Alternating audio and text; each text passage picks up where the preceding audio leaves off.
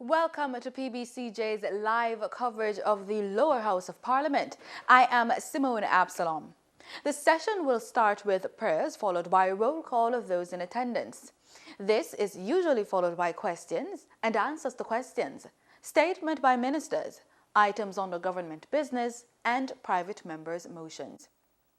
The Minister of Local Government and Community Development, Desmond McKenzie, is down to make a statement regarding the recent flooding in sections of the island. The parishes of Clarendon and St. Thomas were hardest hit by heavy rainfall from Friday and Sunday. The rains caused flooding and landslides and forced residents to evacuate their homes. The flooding damaged bridges and roads in both parishes. Under Public Business, the bill entitled An Act to Amend the Public Debt Management Act is to be debated. The Act provides the framework to deal with management of the nation's public finances and bringing Jamaica's debt management in line with international standards and practices. Also on the agenda, the sectoral debate continues with members Daryl Vaz, Mr. Phillip Paulwell and Julian Robinson set to make their respective presentations. During the debate, cabinet ministers and junior ministers are expected to record their performances and their projections since the previous year, while opposition spokespersons on the various portfolios will seek answers and criticize or support government programs and policies. If you are planning to attend a session at Gordon House, here are some rules you need to keep in mind. No visitor shall create any act of disorder within the precincts of the House. No visitor shall be admitted to the House without first obtaining an admission card from the office of the clerk. Visitors who remain within the precincts of the House during suspension of the session are asked to keep silent. No photography, videography, or sketching of the proceedings is allowed unless so authorized by the presiding officer.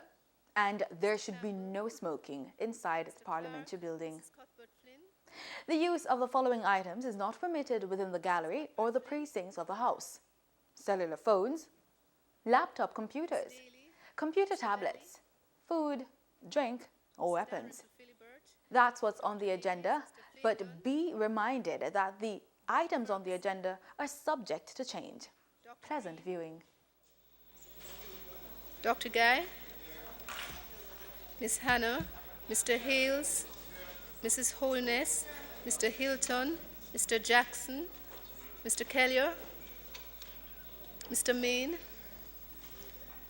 Dr. McNeil, Miss Nito, Mr. Paulwell, Mr. Michael Phillips, Dr. Phillips, Mr. Pickersgill, Mr. Redmond, Dr. Tufton,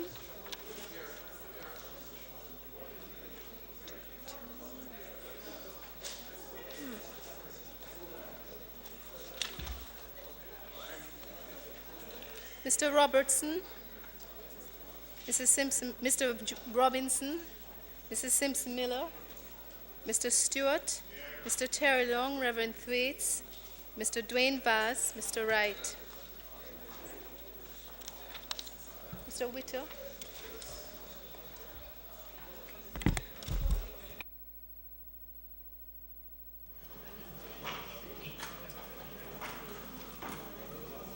Statements by ministers.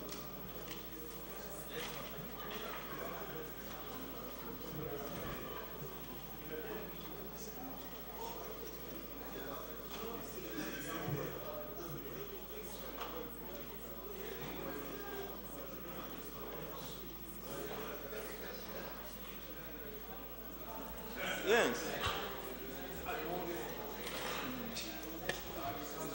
Hold on, I've not announced it. Hold on. Mr. Speaker, the Minister of Local Government and Community Development will make a statement.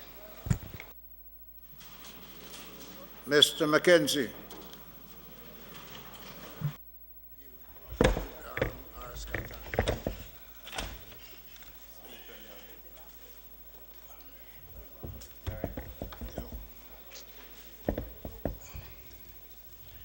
Thank you, Mr. Speaker.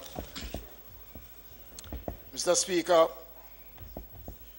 the system that affected the Western Caribbean and brought rains to sections of the island since last week is expected to leave us sometime today. In space of a few short days, a number of parishes have been affected by flooding and landslides. As a result of the extensive rain that affected the island, Clarendon alone, Mr. Speaker, from information from the National Meteorological Service, it is estimated that almost 10 inches of rain was dumped on that parish in 2 days. The government is mindful and understand that the loss of personal items and crops and livestock that some of our residents and farmers have experienced. The Office of Disaster Preparedness and Emergency Management has reported that incidents of flooding has affected residents in 11 communities in the parishes of Clarendon, St. Thomas, Portland, St. Mary, St. Elizabeth, St. James, and in St. Catherine. At the same time, land slippage was evident in at least 5 communities in the parishes of Clarendon, Portland, St. Thomas, and at least 1 incident occurred in the parish of St. Catherine. ODPEM revealed that Clarendon has been the most seriously affected parish, Mr. Speaker. ODPEM and the local authorities quickly responded to the needs of the residents and ensured that relief materials, including mattresses, blankets, sheets, cases of drinking water, tarpaulins were supplied. A total of 49 people visited the shelters in Clarendon and St. Thomas from Saturday to Sunday of last week. 23 received emergency care in Clarendon, while the remaining 26 were cared for in the parish of St. Thomas. All shelters, Mr. Speaker, were deactivated the next day, Sunday, April the 23rd. ODPEM pays special attention to the parish of Clarendon during the passage of this rain event, Mr. Speaker.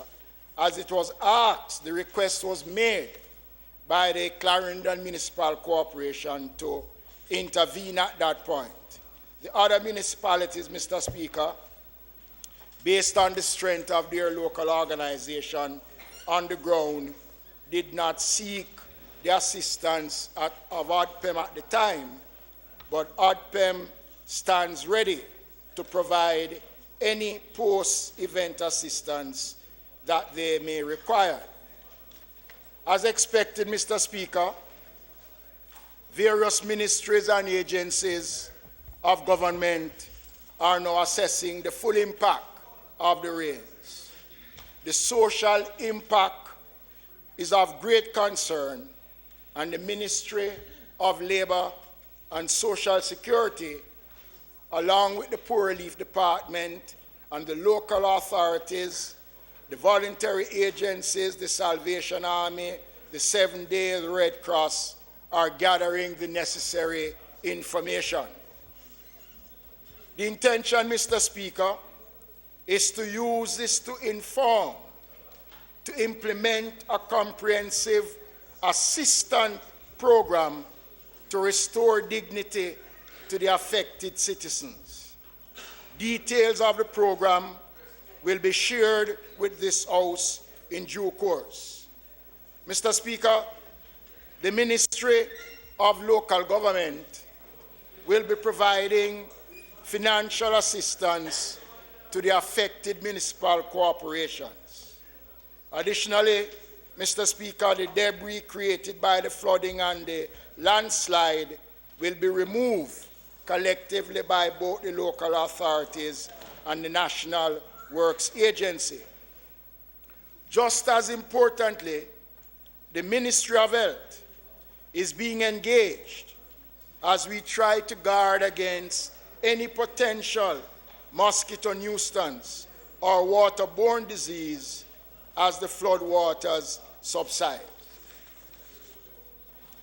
The National Works Agency is conducting an assessment of damage to major road network, while the parochial roads and minor water supply network is being assessed by the Ministry's Technical Service Division, supported by the municipal corporations. Reports of the National Works Agency is that there is damage to the main road network across 10 parishes: Clarendon, St. Thomas, St. Catherine, St. Elizabeth, and Portland being particularly affected. The estimated damage, Mr. Speaker, is some $352 million.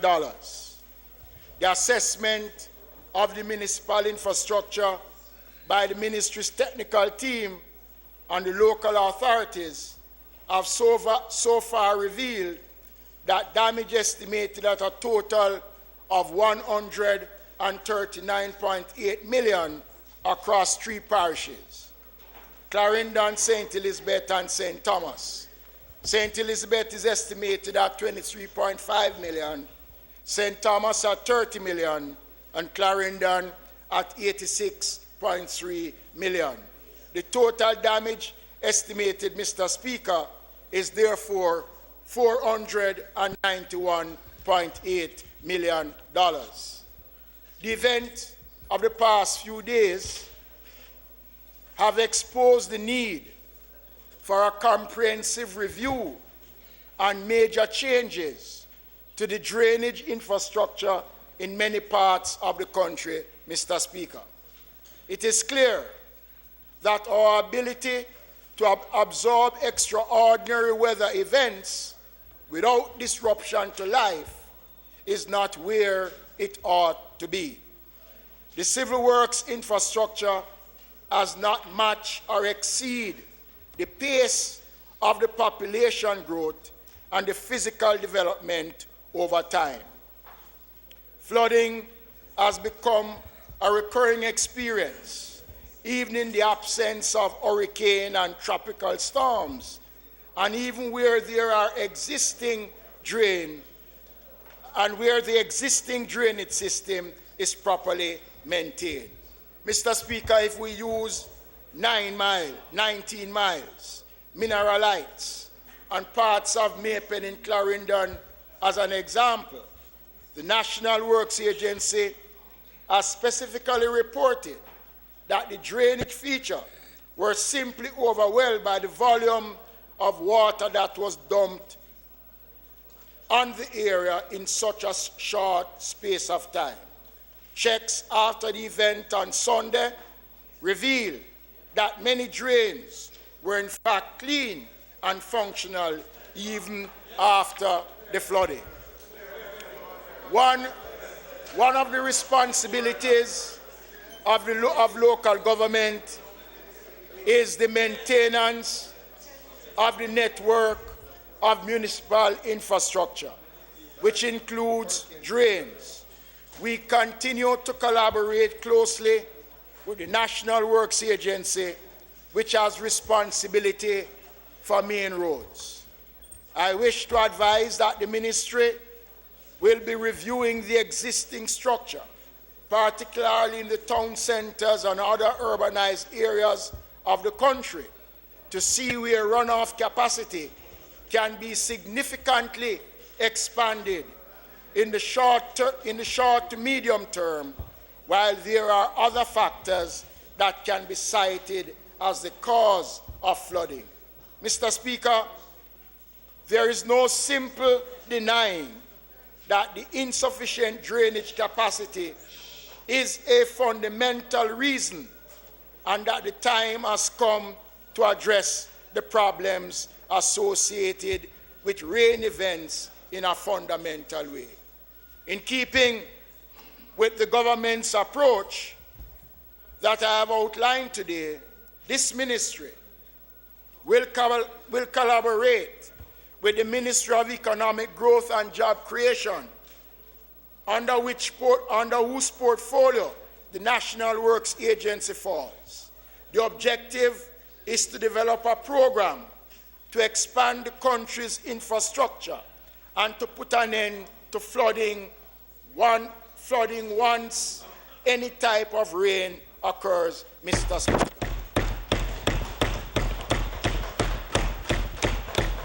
This is a critical element of the strategy to reduce the impact and therefore the macroeconomic costs of the weather system on the country can be easily minimized, Mr. Speaker.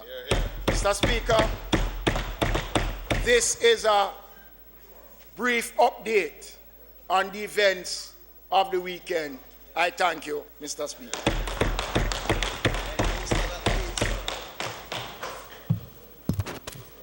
Mr. Ascott. Mr. Ascott. Thank you very much, Mr. Speaker. Let me first of all begin by expressing my deep sorrow at the persons who were suffered over the weekend from the devastation caused by flooding, not only in Clarendon, but other parts of Jamaica, St. Thomas, Portland, and so on. Mr. Speaker, it was heart-wrenching to see the distress faced by many families whose entire belongings were lost, persons whose businesses were totally destroyed, will have to start back from scratch. Many small farmers whose only living is rearing chickens or rearing goats, totally wiped out. One farmer I visited, he had 500 chickens, 5 weeks old, ready for market. Small farmer, totally lost. And I therefore would like to say, Mr. Speaker, that hundreds of persons are now suffering, and while we discuss these things, we want to see the agencies ramp up their activities to see how quickly they can intervene. One of the things that seems to have been lost on the government is the issue of climate change and the expected weather phenomenon that will be more devastating, and therefore the mitigating steps that has to be taken to deal with these. And I assume that the figures presented by the minister are preliminary, because I know, for example, in my own constituency, more than 10 communities were affected by this flood. Major drains were not addressed in the last $800 million expenditure on the cleaning. And I'm saying to you that if the major drains were dealt with, some of the flooding would have definitely not occurred. Clarendon is well known as a floodplain, both southeast, central, and southwest. And therefore, Mr. Speaker, I want to say that the government needs to give special attention to this matter. Matter is compounded, Mr. Speaker, as the minister very well knows. The entire southern plain now suffering because of the fall in the sugar industry. And the rains have not helped, because it is now a situation where no canes, all of that economic activity has stopped. So it is compounded by the effects of the flood affecting everybody, both those directly flooded out and those affected because no work can be done. I want you to listen, because you see, you might laugh at it, but it's very serious to persons. Mr. Speaker, I want to say that there are a number of main drains that I want to point out. The Jack's Gully, the Fleming's Gully. These are major drains that lead from elsewhere, both Manchester, Upper Clarendon, including Maypen and so on, that flows right into southwest and southeast Clarendon. There is, Mr. Speaker, on the order paper, a bill to deal with the building bill. That bill, which we did a lot of work on when we were government, was tabled but was never debated. It has been tabled, but that bill, Mr. Speaker, would seek to address many of the problems faced by this last weekend's flooding. It addresses things like how you deal with runoff water, expansion of building constructions, the kind of building that you are doing, the kind of green space that you would leave to be able to absorb some of the water, the retention on property, and of course, where you must build it. The minister, when he was opposition, used to make a lot of noise about no-build zones, building and gully banks and so on. He has been there a year now, and the regulations to accompany these things have still not been tabled. So, Minister, while you speak about these things, well, you can laugh. The work on the bill was done. The regulations to accompany the bills is your baby. So we expect that certainly we need you to go through it. It was laid. No, we laid it and we debated it. So, Mr. Speaker, these recommendations and approaches to development in that bill is important. So I'm only saying that we need to fast track those proposals to ensure that we help to reduce. We cannot prevent, but we can reduce and mitigate some of the effects on our people. Thank you very much.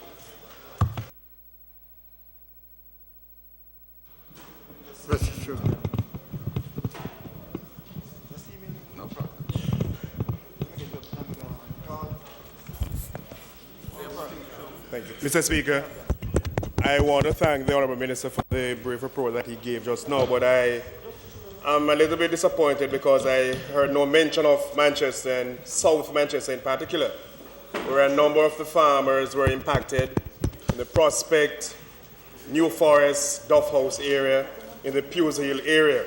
Not only were these farmers impacted, persons were washed out, but also the roads, severe damage was done to roads in those areas. I heard of a $352 million. So it means, therefore, Minister, that may need some revision, because I was out there last night until late with the persons who were impacted, and I urge that something be done or consideration be given to these areas. Mr. Speaker, thank you.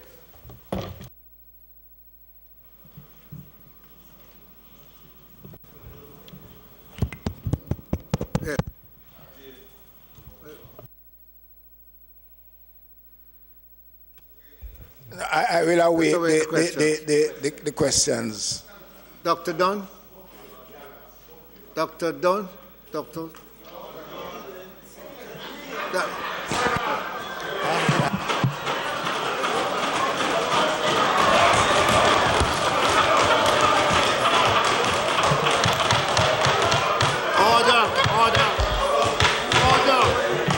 Dr. Green?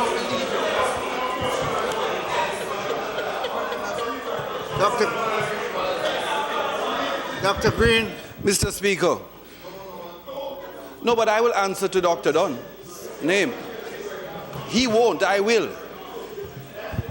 Mr. Speaker, I'm sure that's a Freudian slip, and the member for... Members, please.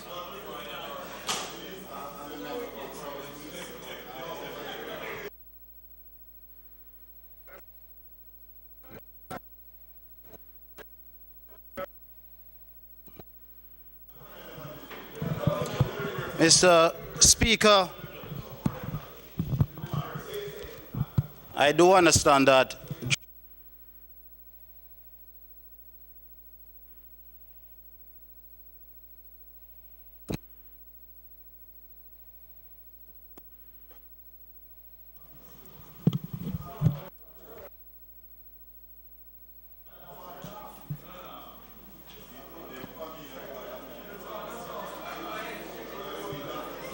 Order, please. Dr. Green. Try to get the Dr. mic, Green. sir.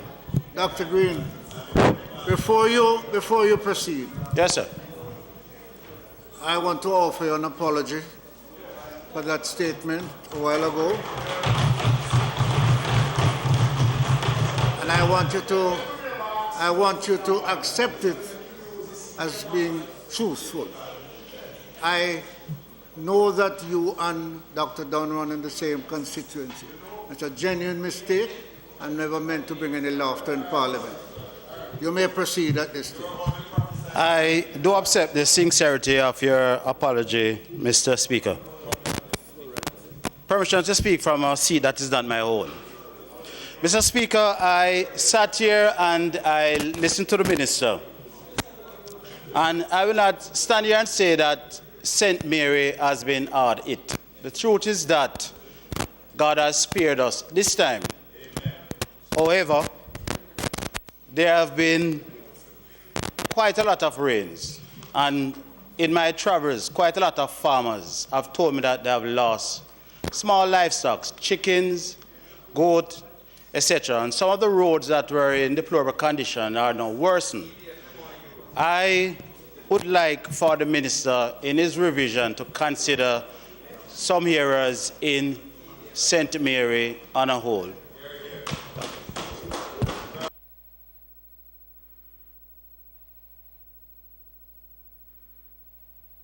Mr. Azam. Mr. Speaker, to the Minister, could you state the sum that was spent in Clarendon for drain cleaning? Mr. Speaker, I'd like to respond to that question. I'd like to respond to that question immediately because I am not in a position to answer that question because my ministry has not undertaken any drain cleaning outside of the normal maintenance of drains done by the municipal corporation that would have come out of their monthly allocation from the PRF. Mr. Speaker, I would like to ask the Minister if it was the National Work Agency advised him that drains in the parish was clean. Mr. Speaker, the reports on the conditions of the drains were reported by both the municipal corporation and the National Works Agency and other entities that was on the ground in Clarendon over the weekend.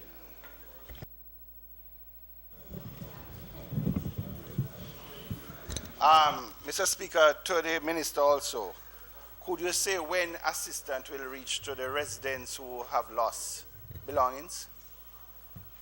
It have started, member, and it will intensify as soon as we are in a better position in terms of the numbers. The relief supplies were provided over the weekend, and then our cabinet gave its approval for us to go deeper in terms of assistance. And as I indicated in my statement, that the assistance, I had discussions with the Minister of Labour this morning, and we are coordinating. And one of the things we want to do, member, is to ensure that the persons who receive the benefits are the person who were genuinely affected over the last 2 or 3 days.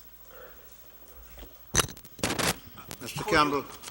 Could you say if you have any assistant who are working along with the Ministry of Labour and Social Security and the local authority to get those information?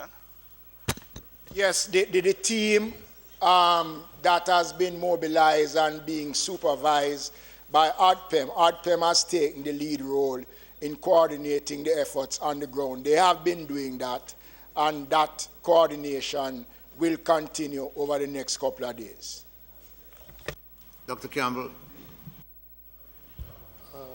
Thank you, Mr. Speaker.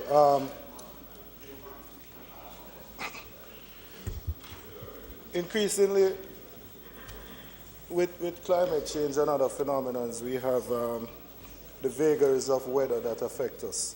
And so this is an unfortunate.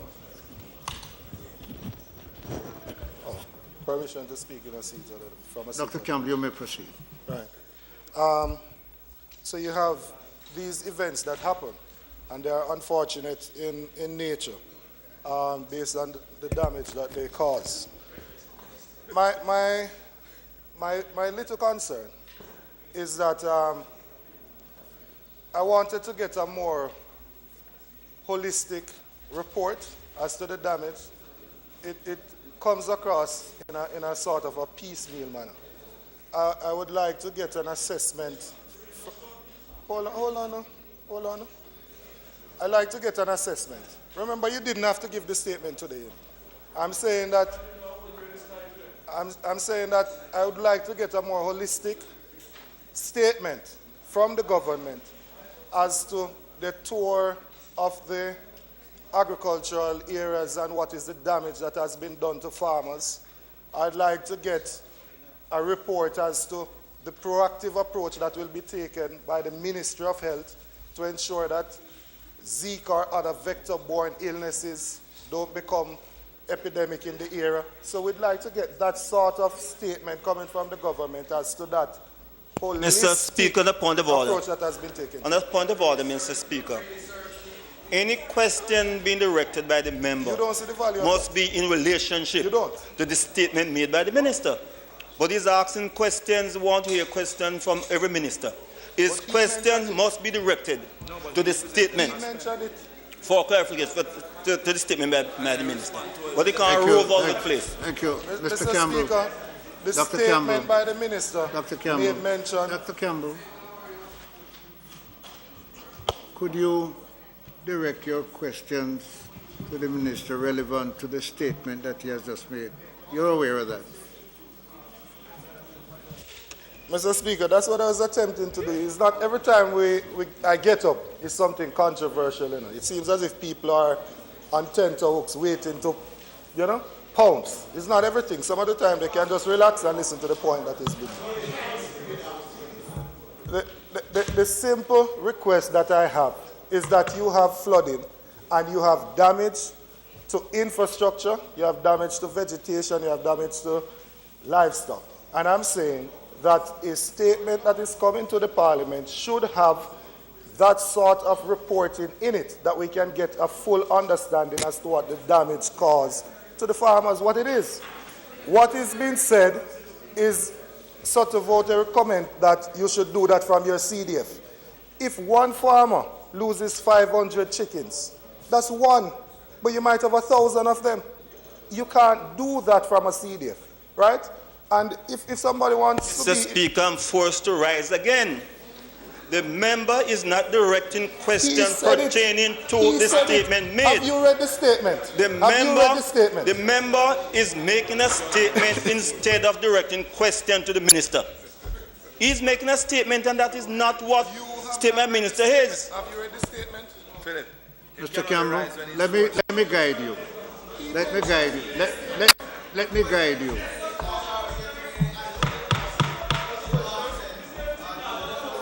Minister, Mr. Campbell. You don't know everything, you know. Humble man. Don't come in here like say you don't know humble man. Mr. Campbell, please. Mr. Campbell, Mr. Speaker. Mr. Campbell, have you finished asking your question? Mr. Speaker. Yes. Mr. Speaker. Whilst the member from St. Anne is preparing his questions, I would like just to thank the minister for meeting with a team from St. Thomas yesterday, which is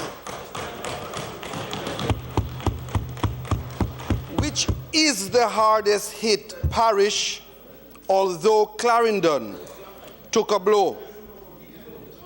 I'd like to say to you, Mr. Speaker, that Saturday night at 10 o'clock, I was actually in Porus and could not pass. I want to say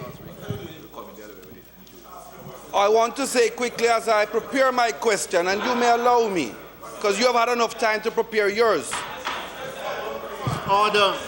Mr. R. Scott, you asked many. I would just like to understand. Yes.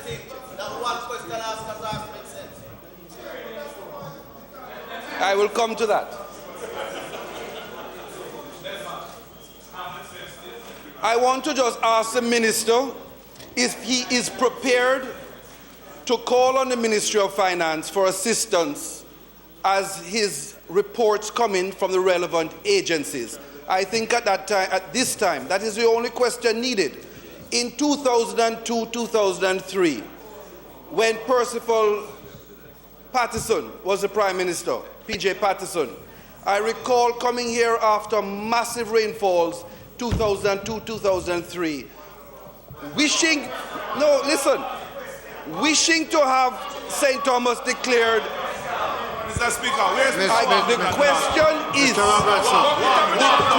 the question is, and I repeat the question, is the minister prepared to call on the Minister of Finance for additional funds to aid the agencies required in the recovery of Clarendon and St. Thomas primarily? Thank you, sir. Minister McKenzie. Mr. Speaker, Order, please. In response to a number of concerns that have been raised, the member from Manchester would be pleased to be advised that Manchester is included in the interim estimate that was presented. Okay, well, Mr. Speaker, this is an interim report, as I said so in the statement. We are still awaiting additional information to come in. The possibility exists, Mr. Speaker, that the figure that I gave will probably increase significantly as the information comes in. But it is important that a responsible government in the first sitting of Parliament for the week would update the Parliament on what transpired. So it is not a premature statement, it is an interim statement, and as I said before, I will speak to the House as soon as we are in a position to give a wholesome report on the magnitude of assistance that will be extended to those that were affected. I thank you, Mr. Speaker. Members.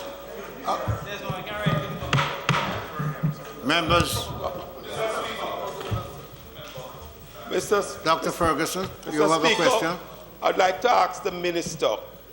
My colleague from Western St. Thomas spoke about a meeting yesterday.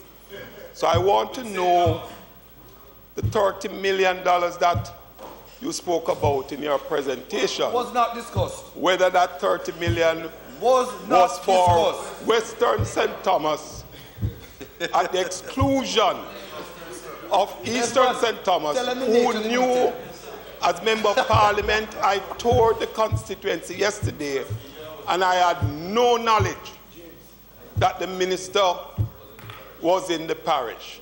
So I just need some clarity.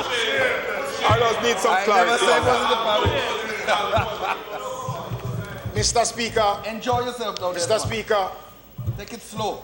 I had a pre-arranged meeting with the St. Thomas councillors on my side of the political fence. The meeting, Mr. Speaker, was unrelated, Mr. Speaker, to the events of the weekend. Members.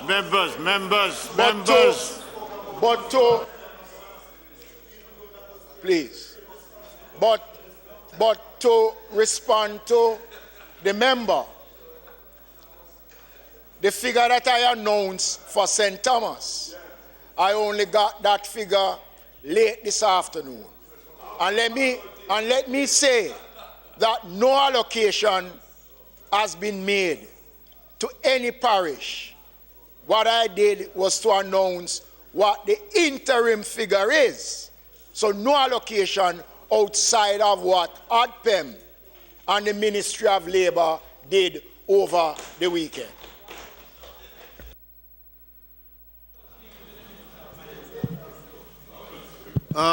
Speaking to the Minister of Finance, the disaster fund presently stands at $350 million. And if there is a need after the full assessment is done, then we will engage the Minister of Finance if the necessity arises. Okay? Okay, members,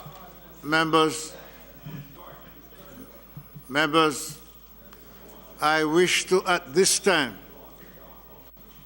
recognize in our gallery a number of visitors from our international agencies, families, friends and colleagues, and a former member of Parliament and minister. I wish you to welcome them at the sitting today, Paul.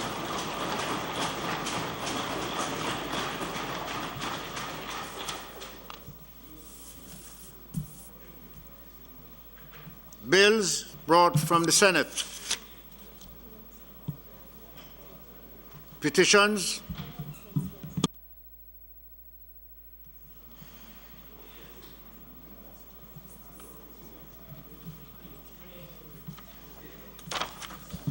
I'm going to return to the item announcement. I understand we have a further announcement to make. Announcements.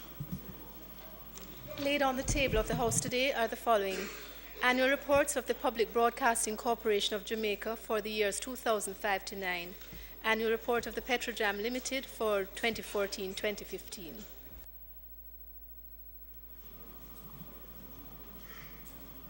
Petitions, papers, reports from committees, notices of motions given orally, questions and answers to questions. Ready?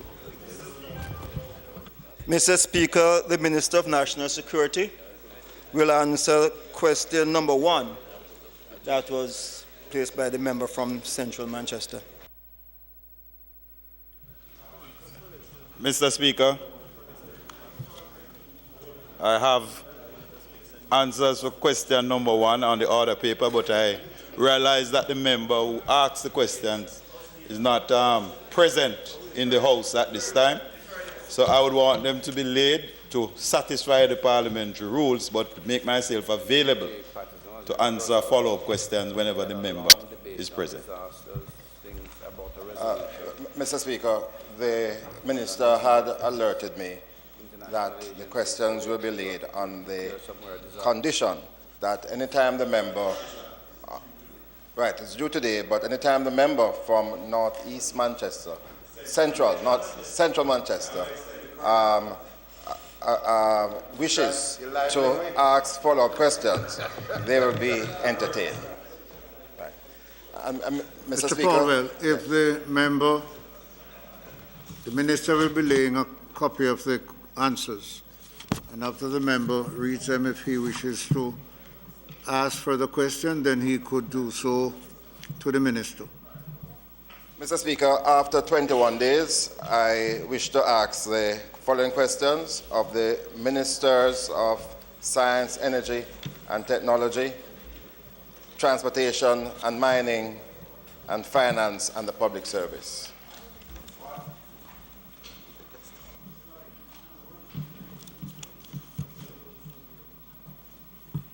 Motions that may be made at the commencement of public business requiring notice. Motions relating to the sittings of the House. Motions for leave to introduce bills. Presentation of bills without leave of the House first obtained. Mr. Speaker, I now move to introduce and have read the first time a bill shortly entitled the Companies Amendment Act 2017. Minister, I beg to give notice of... That's... A bill shortly entitled the Companies Amendment Act 2017 read a first time. Mr. Speaker, I beg to give notice of second reading of the bill.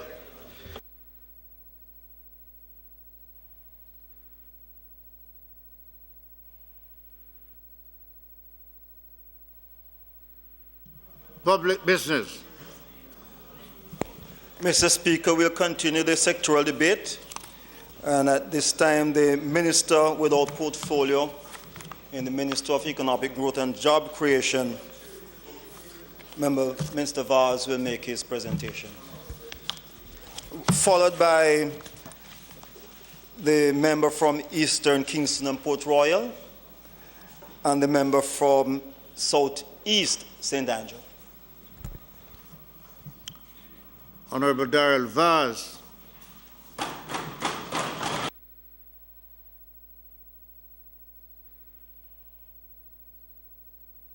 Mr. Speaker, permission to speak from a seat other than my own. You may go ahead. Thank you, Mr. Speaker. Before I start my presentation, Mr. Speaker, allow me also to express my deepest sympathies for all those who were affected in the unfortunate weather events. I did that? Who were affected by the weather systems over the weekend, which includes the parish of Portland and others. Mr. Speaker, it is with deep humility and gratitude and with a sense of great responsibility that has been entrusted in me that I rise to deliver the accomplishments and plans for the portfolios to which I am assigned in the Ministry of Economic Growth and Job Creation. Last year, I announced some of the measures that we will be pursuing in building a foundation for growth and prosperity. 1 year later, Mr. Speaker, we are moving to cement our gains and continue to build on this foundation in order to create a prosperous future for all Jamaicans. I must first of all acknowledge a number of persons who have been instrumental in this process. Mr. Speaker, I begin with the Most Honourable Prime Minister, whose vision, drive and passion for his country has led to the creation of what I consider to be one of the most far-reaching and visionary ministries to emerge in post-independence Jamaica, the Ministry of Economic Growth and Job Creation. Mr. Speaker, I'm honored to serve in this ministry as Minister without portfolio, and I'm grateful for the trust and confidence that the Prime Minister has placed in me. Mr. Speaker, it was my father, who is Douglas Vaz, who is present here today, who passed on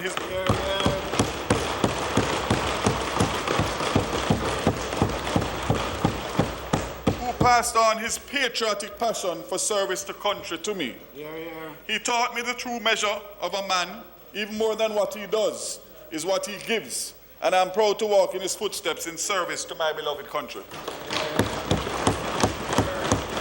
Most importantly, Mr. Speaker, he taught me to walk with kings, but never to lose the common touch. My colleagues, in this honourable house, know that my wife, Anne-Marie, and my family, including my brothers, are my rock. I am continually reassured and comforted by their love, support, patience, and understanding, even when my duties take me away from them for hours or even days at a time. I thank them for being there for me through thick and thin.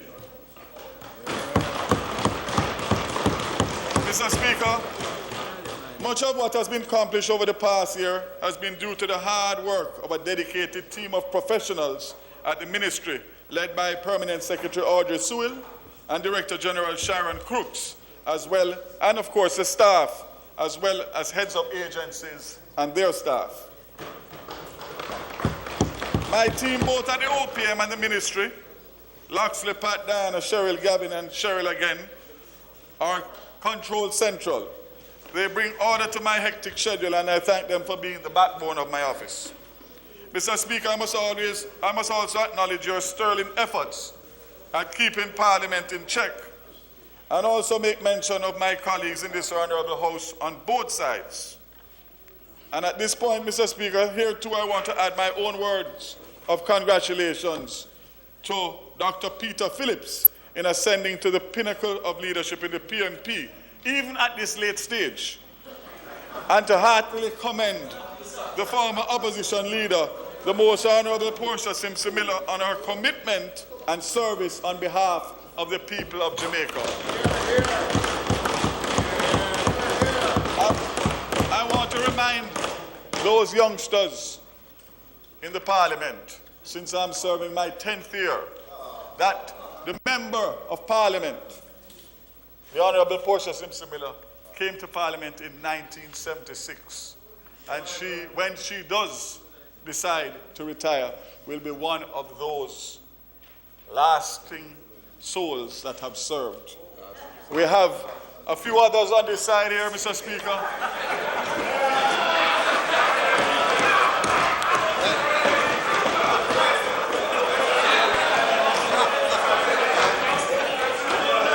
And Mr. Speaker,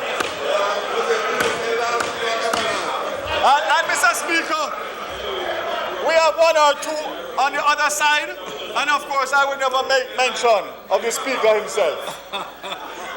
Mr. Speaker, in September of this year, I'll be celebrating my 10th year as Member of Parliament serving the people of West Portland.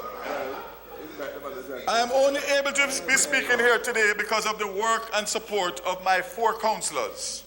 Mr. Speaker, yes, I said 4 out of 4 JLP councillors in West Portland.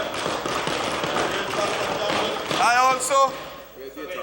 also thank my support management team, delegates, workers, supporters who have grown to consider as my own extended family.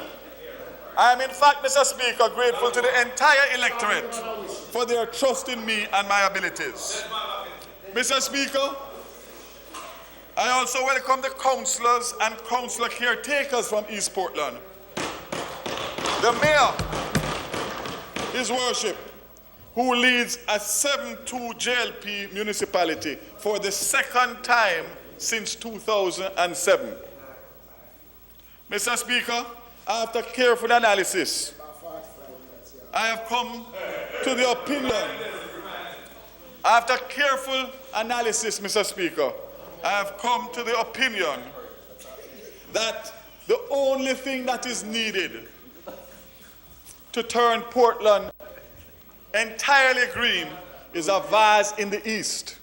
And I can assure my colleagues on that side that I'm working on it in short order. Mr. Speaker, Mr. Speaker, Dwayne going over there. Portland, the most beautiful of parishes on our shore, holds vast human and natural resources. Open it up to tap into ecotourism and agricultural potential.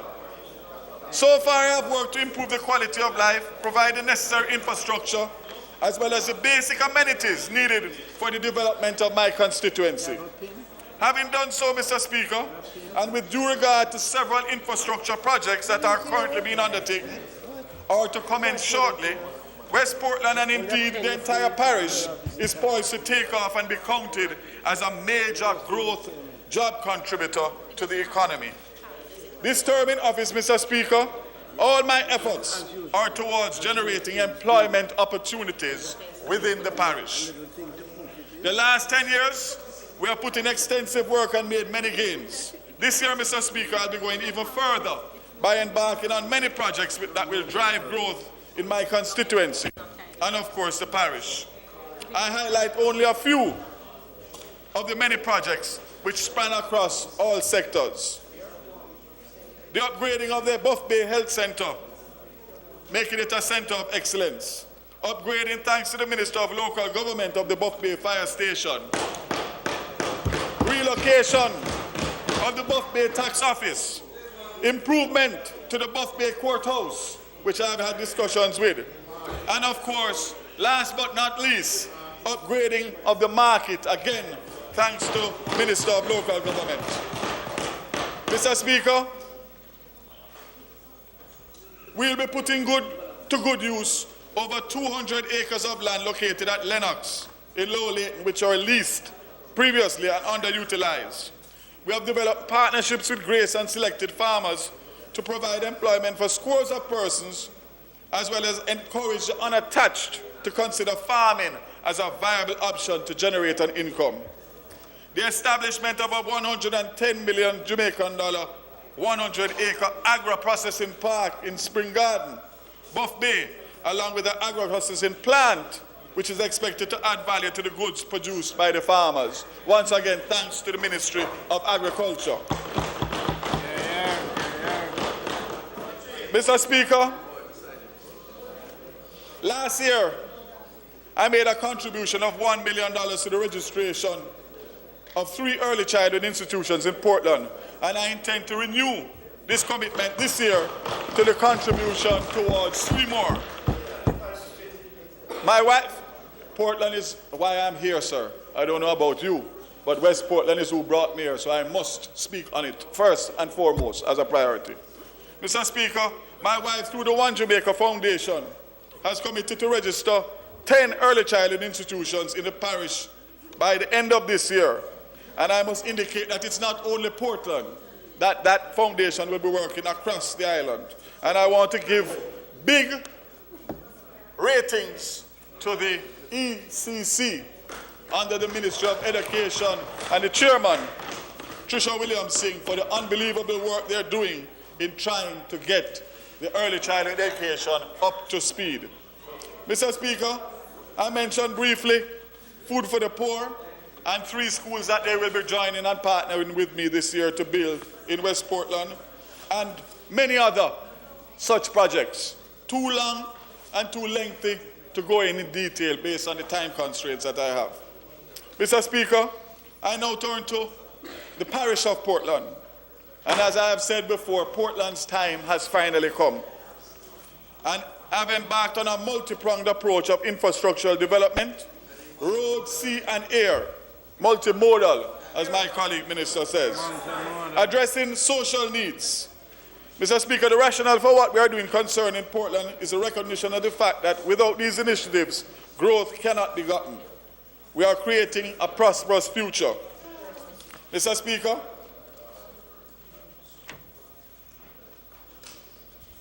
I would also mention that safety and security in any parish is an important asset, and therefore we are working assiduously with the NHT in terms of the upgrading of long-needed upgrading for the Port Antonio police station, along with obviously the other satellite police stations within the parish. And notice I say, and when I speak about the parish. Mr. Speaker, access to the parish of Portland have 3 major routes. You have the route through St. Thomas, which the South Coast Highway improvement will address.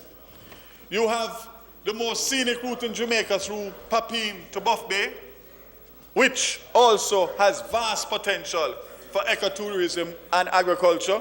And I want to say that that road network, I'm working with my colleague MP from East Rural St. Andrew to finally get that road network upgraded to a stage where we can tap in to the massive opportunities. And last but not least, Mr. Speaker, the Thames River to Agwalta Vale, which I know my colleague MP has spoken to me on.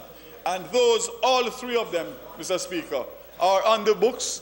We know we had an issue with funding for the last one, but the NWA and the ministry has assured me that they are dealing with it in terms of doing it and making sure that it is started in short order. Mr. Speaker, Port Antonio, through the sea and the ports, the cruise ship pier which we have already been able to secure quite a number of calls in 2017 season. There is massive potential, especially with the opening up of Cuba, and we are looking to tap into that. The Port Antonio Marina, which is under the auspices of the Port Authority. We are in the final stages of looking for requests for proposals to get private operators who know the business to come in and get the marina to its true potential. The Errol Flynn Marina, which, as you know, we spent hundreds of millions of dollars back in 2002, 2003, and it has not materialized in terms of what was projected. Mr. Speaker, finally, before we move on, the plan to expand Ian Fleming Airport has already been announced by my colleague, Minister Mike Henry, and Portland stands to benefit from this development through additional flight, visitor arrivals, and infrastructural work. Mr. Speaker, I've heard the comments made by the opposition, along with questions being tabled in Parliament. Let me enlighten the member with the rationale for this game changer for Portland, St. Mary, and St. Anne. The projected cost of the expansion is approximately $15 million. Portland automatically on that commitment gets a direct investment of $100 million, the largest ever investment in that parish for the construction of a 250 six-star boutique resort with 600 to 800 jobs during construction and 500 jobs, including food and beverage, concierge, butlers, housekeeping, water sports, IT, finance, accounting, and entertainment. Mr. Speaker, approximately 2,500 meals that will be served per day. Can you imagine the impact on that in the farmers of Portland and the surrounding parishes? Approximately 150 tours to be sold per day. Can you imagine the business for the local transportation operators of Portland? Mr. Speaker, staff bus transfers. Can you imagine what that will do for JUTA and other taxi organizations? Can you imagine the guest transfers to and from the Ian Fleming Airport? Imagine what that will do for the economy of Portland. Mr. Speaker, where one tourism brand goes, other follows. The additional extension of the runway will immediately allow for regional jets like American Eagle, JetBlue, and others to add Ian Fleming to their list of airline routes, allowing for visitors and local Jamaicans to utilize Ian Fleming for international travel. Mr. Speaker, can you imagine what the advent of these daily flights is going to do for the guest houses, the villas, and hotel rooms in St. Mary, Portland, and St. Anne, and which will now be that more accessible by shortened journey by road to access these parishes. Once again, I say to my opposition colleague, do the maths. It's a no-brainer. Mr. Speaker, I made mention previously of Navy Island and a proposed development to develop Navy Island to the tune of between 70 and 90 million. It has gone from an MOU to a framework agreement. We are looking forward to move it to the point of where we sign on the dotted line. So I would say at this time, again, a very, very big possible potential for the parish of Portland as a game changer, but I would prefer to be cautiously optimistic until such time as we can make a formal, confirmed announcement. Mr. Speaker, as you know, the contract for the water infrastructure was just, the second phase was just signed last week. And again, infrastructure is a critical plank of any development and, of course, any way of getting to prosperity. So, Mr. Speaker, as I said before, time has come for Portland, and I look forward to all the good things coming. Mr. Speaker, the Downtown Redevelopment Project, the DKRP, is one of the most innovative, exciting, growth and job-creating and socially just projects to be embarked upon in modern Jamaica. I must state, Mr. Speaker, that this far-reaching project will close development gaps especially related to the neglected inner cities. The geographic area of focus for the pilot will be an area broadly bounded by Raytown to Trenchtown and below Hero Circle. This area gives the project political diversity.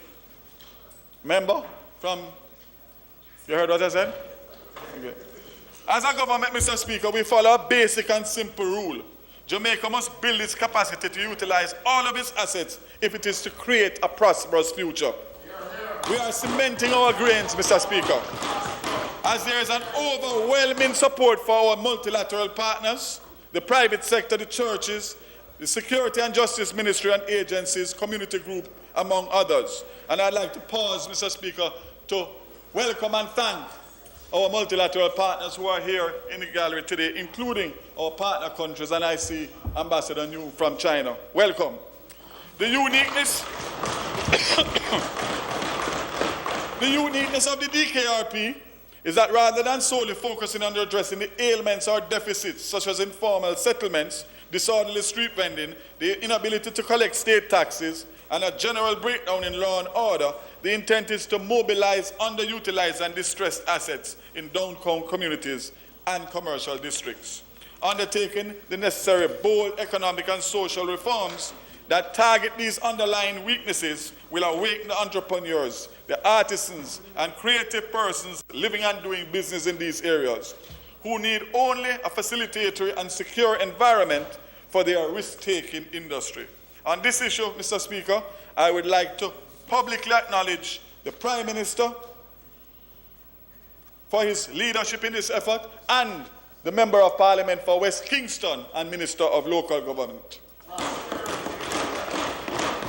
Mr. Speaker, proposed developments under the DKRP include, among others, Mussons West Kingston Business Park, Coronation Market, Kingston Lifestyle Plaza, Railway Station Museum projects, microbrewery, restaurant and beer garden, B&D Trawling Seafood Market and Processing Center, and a major waterfront entertainment park, cultural hub, social enterprise in Trenchtown, and Panjam Boutique Hotel and Business Center. Mr. Speaker, the discussions to date include the OUR granting a 5-year experimental governance and regulatory framework with utility companies, partnership with Cornell University, the University of the West Indies, and ministries, departments, and agencies on the building of critical capacity through scholarship and community development. Mr. Speakers, the stakeholders who have already made commitments include the UDC, KSAC, DBJ, Jamaica National, and Jamaica Social Investment Fund will serve as a project coordinator. Mr. Speaker, I now turn to a very topical subject which I have responsibility for, and that is land and land titling. I'm hoping that the new leader of the opposition will return in time to hear. Mr. Speaker, land remains an integral factor in the pursuit of economic growth and social development, as key sectors rely heavily on land and its utilization. This Honourable House is aware that Cabinet approved recently the merger of LAMP into NLA with a clear and decisive objective of improving land titling in the country. It is also in recognition of the fact that there are so many established communities island and wide where individuals living on these lands have locked up wealth in terms of assets in their property that they are not able to access due to their inability to obtain a land title. We have citizens, Mr. Speaker, who have to wait in some cases more than 5 years to be able to get their land titles. This I personally experience on a daily basis with my constituents in West Portland, and I'm sure it is also the experience of my colleagues on both sides of the House. A continuation of this will not set us on the path to a prosperous future. It is inconsistent with the government's objective to empower our people in order to grow the economy in various industries, many of which are dependent on the effective use of land. For example, the agriculture and construction sectors. This government recognizes that we cannot successfully fix this problem by using the same approach that has been tried for the past 40 years. But instead, we have to adopt new approaches to make the process easier by reducing the number of steps at the same time, making it more affordable to obtain the land title. Mr. Speaker, I'm pleased to announce that we plan to achieve this by adopting a simple, transparent and participatory community-based approach to adjudication in order to establish land ownership. This type of approach has been used successfully in various countries worldwide to carry out rapid land titling as a way to reduce the cost and time of formalizing land ownership. The framework for this new approach will be incorporated in institutional changes to be implemented under the merger of LAMP with NLA, which is being spearheaded by a consultant who has already started to work. At the end of this process, using this new approach, the land titling business processes will be streamlined and engineered to be more efficient with improved accountability. Recommendations will be made for required amendments to the regulations of the Special Provisions Act that will strengthen and enhance the operation of adjudicating committees. Mr. Speaker, we currently have 16 LAMP adjudication committees across the parishes, and they will come under the new framework, thereby making them more effective in performing their duties to resolve land ownership and facilitating the issuing of more titles. Most importantly, Mr. Speaker, this will be supported with the use of modern digital land mapping technology to make the process as efficient and timely as possible.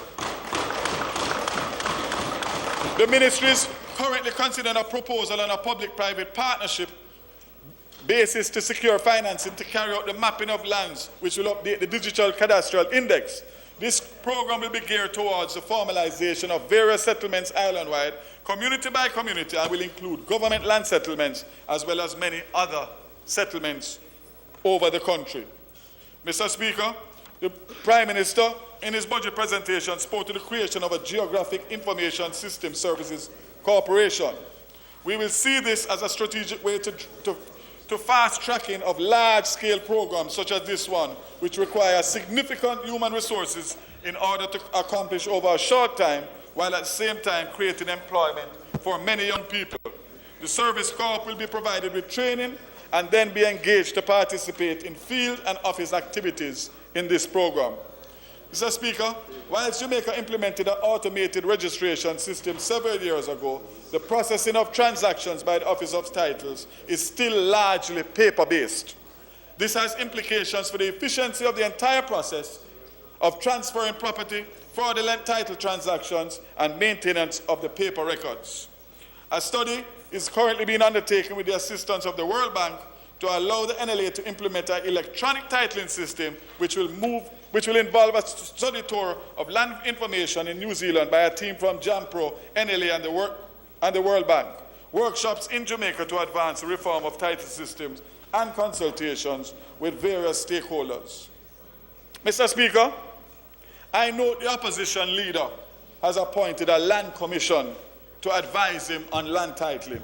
Mr. Speaker, I'm not sure what will be achieved as the opposition has had the last 22 of 27 years to address the matter of land titling, yet we find ourselves still way behind. Mr. Speaker, the issue, listen. Mr. Speaker, the issue of land titling is too important to this government's growth agenda to be politicized. I have therefore given instructions as part of the terms of reference of the merger of LAMP and NLA for them to ask the opposition to name a representative to be part of wide consultations which will be held with all stakeholder groups in order to come up with a holistic policy which will be accepted and implemented with the full buy-in of all. Once and for all, Mr. Speaker, we are going to get it right. This is a major priority of this ministry, and this government will be giving it priority attention. Mr. Speaker, finally, this approach is what you call an inclusive approach, rather than going the route of another committee or commission, which we all know has not taken us very far over the years in our attempts to grow Jamaica. Mr. Speaker, I reiterate the Prime Minister's decision to host key agencies with the mandate of propelling investment with one ministry as a strategically sound move. We are organized as a one-stop clearinghouse where efficiencies can be achieved for permits, access to land and capital, which are key factors in the productive process. Against this background, I'm proud to report that we have justified the Ministry of Economic Growth and Job Creation and now move to cement the gains made. It is important to note, Mr. Speaker, that the quarterly GDP in 2016 as compared to 2015 has shown increases in every single quarter. This augurs well for the future, now that the greater effects from this administration's policy initiatives will generate employment and economic growth. Mr. Speaker, just last night and this morning, I met with the principals of RCB Resorts out of Mexico, the owners and operators of Hard Rock hotels in Mexico and the Dominican Republic, who recently acquired 23 acres of land in Rose Hall, Montego Bay, along the Elegant Corridor, to develop an 800-room luxury 5-star all-inclusive to be called the Hard Rock Montego Bay. Mr. Speaker, Hard Rock is a very strong brand, as we know. But this will provide 1,500 construction jobs and approximately 1,200 jobs while operating. And I want to thank the Minister of Finance in the absence of the Minister of Tourism for supporting me last night. This was going on for 3.5 years and still couldn't come. Mr. Speaker, here's the better news. The better news is that they are willing and ready to start construction by the end of 2017 for the opening of the 2019 season. Mr. Speaker, this government and this minister will facilitate that the timelines set are made once the development guidelines are met. That is the difference. That's the difference. Mr. Speaker, this Andrew Holness-led government is here to facilitate all investments, large and small, to grow this country from poverty to prosperity and give the people job opportunities. In fact, Mr. Speaker, the Labour Force survey of October 2016 shows that the unemployed rate decreased to 12.9% from 13.5% the year before, with a 3% annual growth in new jobs. It is expected that this trend will continue with faster growth, more jobs, and less unemployment. Mr. Speaker, our efforts to ease the investment process are supported by the policy initiatives, and in that regard, I'm pleased to announce that Cabinet recently appointed a steering committee chaired by Senator Dobson Webby that will guide the national investment policy process and ensure full engagement and input of all stakeholders. Mr. Speaker, I would like to take time out to acknowledge all the business leaders in corporate Jamaica who are partnering with this government to grow Jamaica. I want to make special mention of Mr. Lasses Chin, who I saw earlier in the gallery, as his company, Lasco, group of companies, is a trailblazer in terms of what they are doing in relation to industry and commerce in Jamaica. And we want to thank them and to assure them that we are here to facilitate. The private sector is our partner to deliver in prosperity. This government is a business-friendly government. It facilitates business with a view of them making profits that can be reinvested to the benefit of our country. Mr. Speaker, the international migration and development policies are expected to be finalized this year. Among the intermediate outcomes are a framework that facilitates the use of remittances for development, as well as legislative and policy reforms in keeping with global best practices for continued development of the remittance sector. Mr. Speaker, we are advancing the legislative framework to modernize Jamaica business, legislature, and infrastructure, the passing of various legislations, which will give effect to the establishment of the International Business and Financial Services Center, facilitating a wide range of sophisticated international business transactions. We have passed the Partnership General Act 2017 and the Partnership Limited Act 2017 is to be tabled shortly in Parliament, or the International Corporate and Trust Service Providers Act and the International Business Companies Act. The objective, Mr. Speaker, is to attract investors, including those in the diaspora who will leverage the many attributes that Jamaica has to offer, through which they will pursue and nearshore services to support their global operations. Mr. Speaker, I pause again. I am not trying not to give credit to all that the previous administration did under the Most Honourable Portia Simpson Miller. But if we are to really grow Jamaica, we have to realize that government is government, governments come and governments go, and we must always put Jamaica as the priority in all our thinking. Mr. Speaker, my ministry has formed strategic partnership with the Jamaica Manufacturers Association and the Business Process Outsourcing Association to establish sector skill councils. The next step will be to involve the operationalization of apprenticeship programs with the support of the private sector to address skill gaps experienced by employers. And this will lead to greater employment and productivity. This, Mr. Speaker, again, is the creation of a prosperous future. Mr. Speaker, in my last sectoral contribution, I introduced the Economic Growth Council and indicated they would work with government closely to change the red tape to red carpet for investors.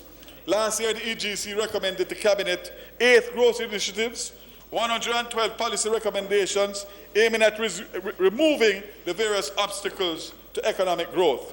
The successes are evident as the growth initiatives are being included in the strategic plans of every ministry, department, and agency, and the recommendations of the EGC have been incorporated into the Memorandum of Economic and Financial Policies in the current agreement between the Government of Jamaica and the IMF.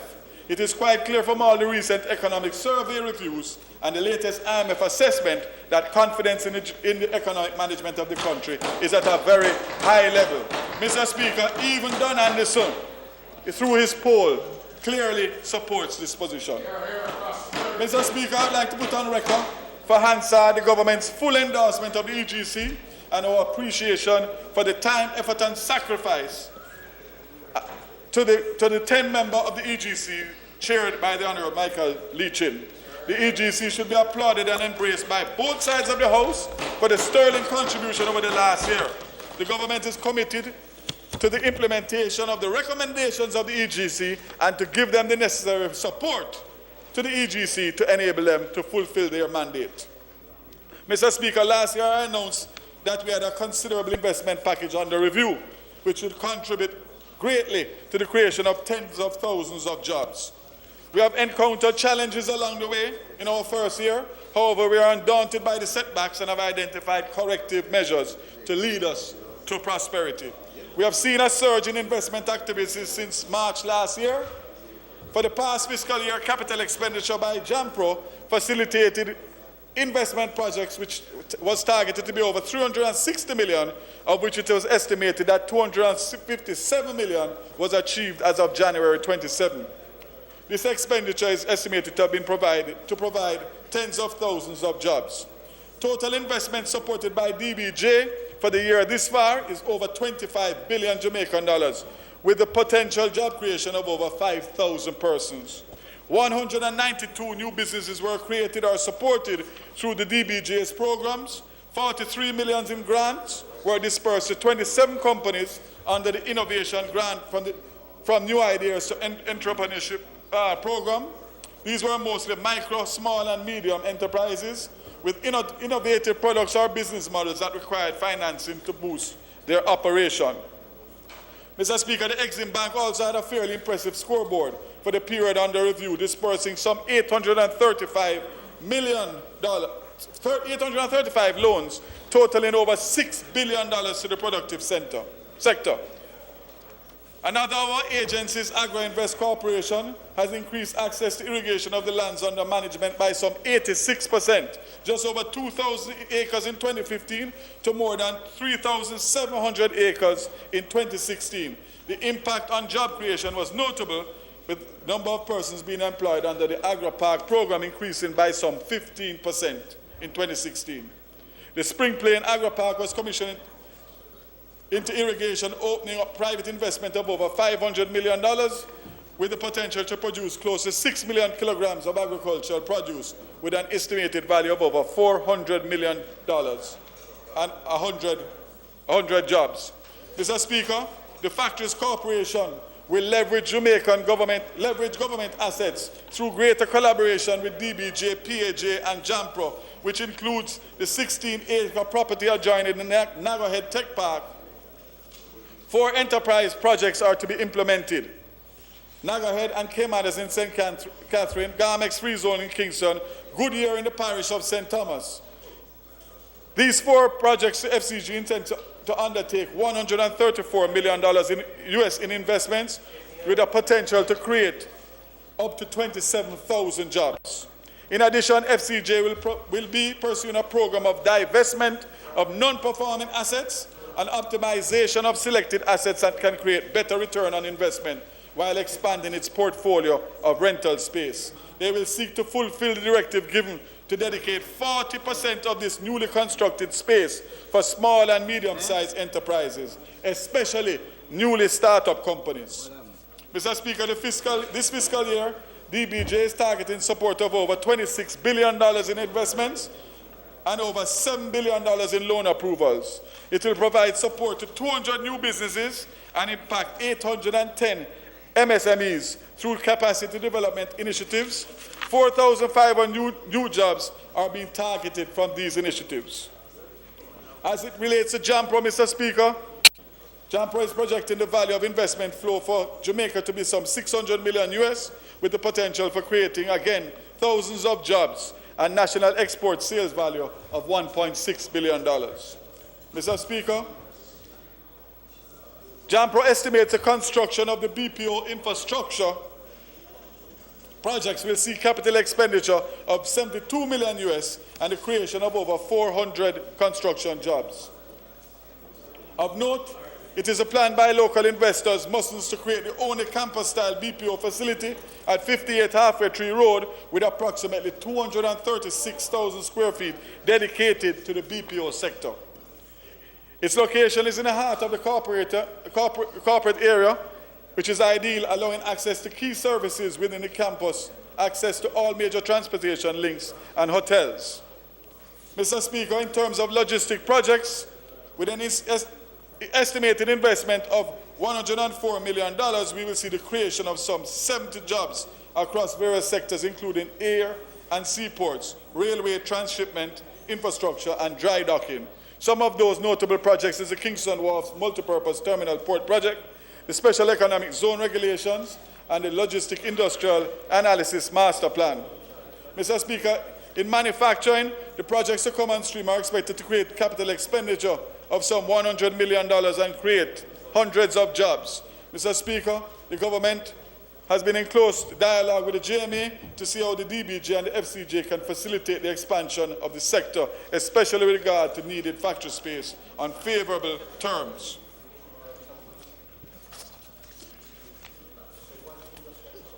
Mr. Speaker, besides the presentations announced by Tourism Ministry in the sectoral presentation, there are immediate plans for expansion of 5 properties by Sandals and Beaches.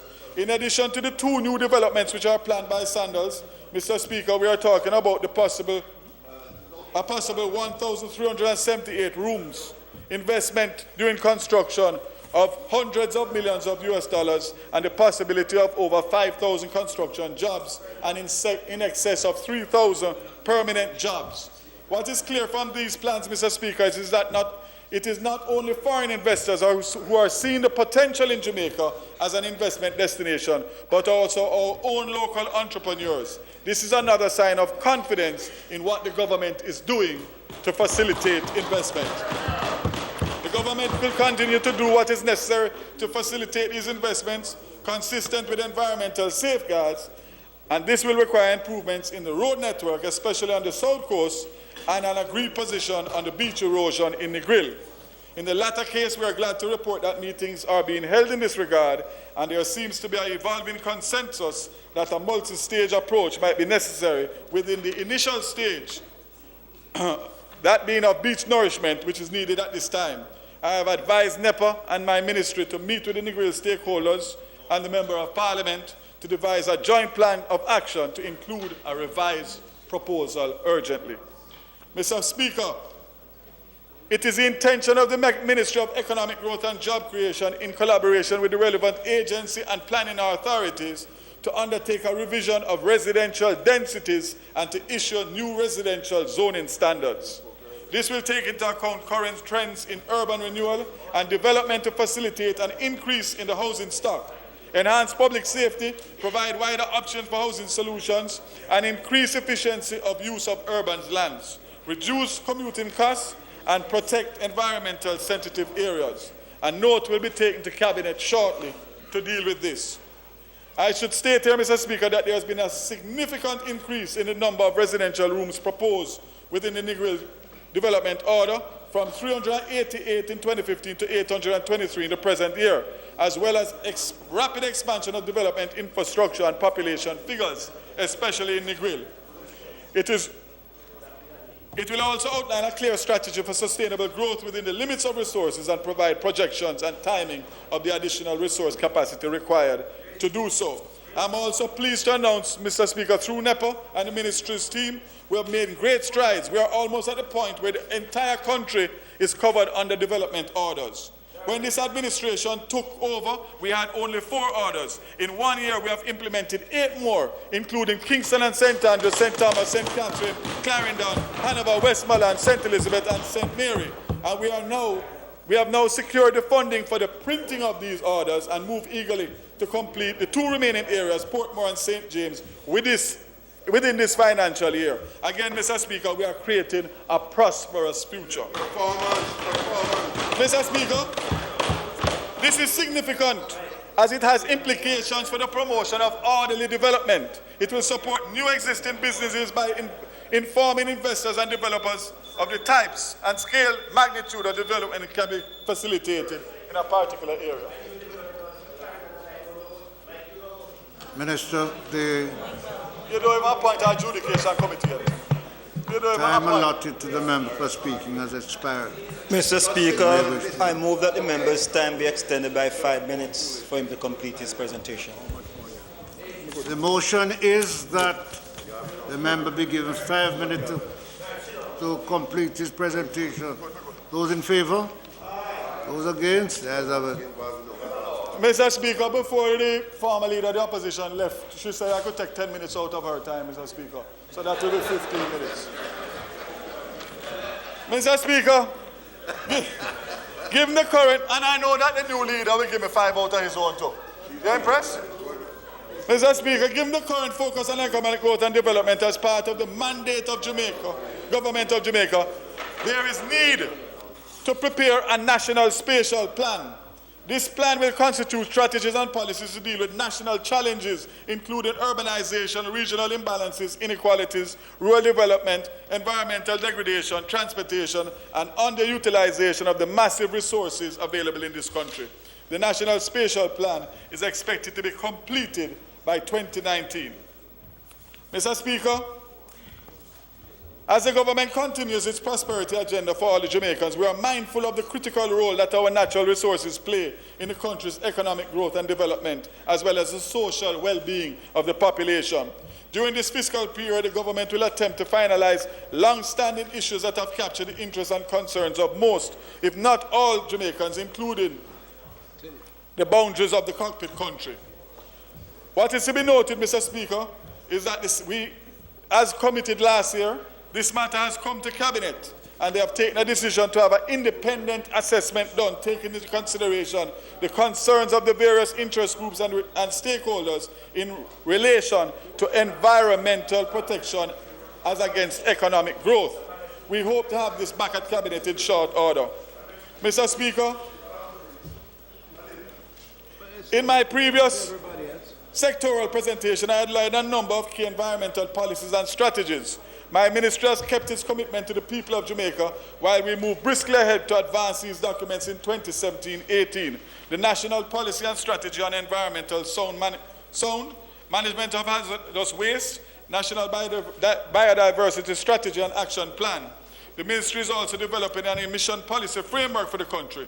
Reduction in emissions will also have a positive impact on the health sector in regards to the treatment of respiratory and other illnesses. Mr. Speaker, you're also aware that the government had convened a multi-stakeholder committee within the Ministry of Economic Growth as it relates to the management of plastic packaging materials in Jamaica. The committee is mandated to examine options for the management of single-use plastic bags and styrofoam, and it is anticipated that the government will be able to make an announcement regarding the management approach of these two categories of plastic packaging materials before the end of the fiscal year. Mr. Speaker, climate change resilience. As a small island developing state, Jamaica is particularly vulnerable to the impacts of climate change, not only in terms of our natural resources, but also our social well-being and economic development. For us, climate change is an economic issue. Jamaica has joined the increasing number of countries in ratifying the historic 2015 Paris Agreement on climate change. Mr. Speaker, this is a monumental achievement and a signal to the world as to just how committed this country, Jamaica, is to a long-term goal, keeping the increase in global average temperature to well below 2 degrees Celsius above the pre-industrial levels, and with an aim to limit the increase to 1.5. The Green Climate Fund has been established to serve the Paris Agreement, and Jamaica expects to benefit significantly from this fund. Mr. Speaker, through the Commonwealth Secretariat, we have engaged a finance advisor to support Jamaica's efforts to develop a comprehensive program and a portfolio of projects in line with the investment priorities of the GCF. Mr. Speaker, energy is arguably one of the most critical issues facing the country, and one that needs to be seriously addressed on a collective basis if we are to achieve any form of sustainable development. Alternative energy projects coming on stream are expected to be well over $300 million and expected to create hundreds of jobs and contribute to lessening Jamaica's import of fossil fuels. Mr. Speaker, as I close this book on my stewardship of the portfolio areas assigned to me for the last year, it is with great anticipation and excitement that I look towards the future. Not all has been presented in this honourable House, but the span of my success and the ministry is vast and the plans for the future extensive. The well-being of every Jamaica matters greatly to this administration. I therefore use this occasion to remind the members of this honourable House that nowhere is this more important than our commitment to our citizens living in the difficult environments. Jamaica will be a great country when every citizen can meaningfully pursue their aspirations for a better life for themselves, their dependents, and their loved ones. Mr. Speaker, our economy must therefore create broad-based opportunities for business enterprise that are small, medium, and large, and jobs utilizing a diversity of skills.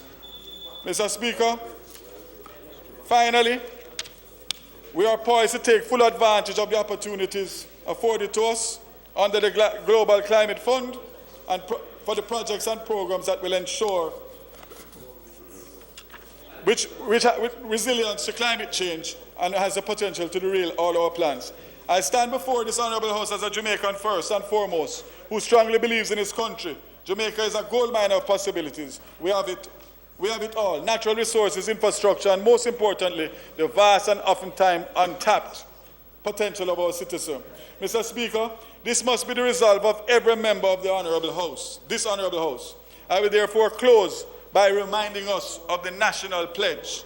Before God and all mankind, I pledge the love and loyalty of my heart, the wisdom and courage of my mind, the strength and vigor of my body in the service of my fellow citizens. I promise to stand up for justice, brotherhood, and peace, to work diligently and creatively, to think generously and honestly, so that Jamaica may under God increase in beauty, fellowship, and prosperity, and play her part in advancing the welfare of the whole human race.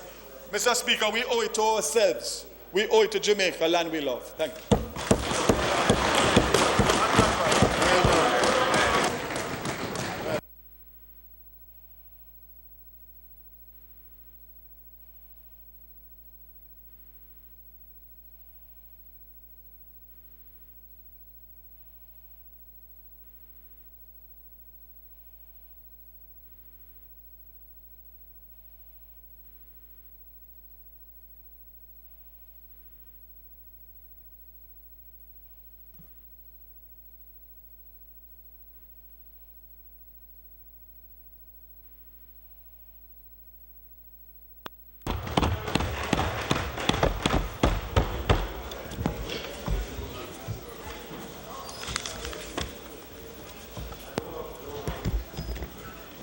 Thank you very much, Mr. Speaker. Mr. Speaker, I thank the Almighty for enabling me today to be making my 20th presentation in these debates.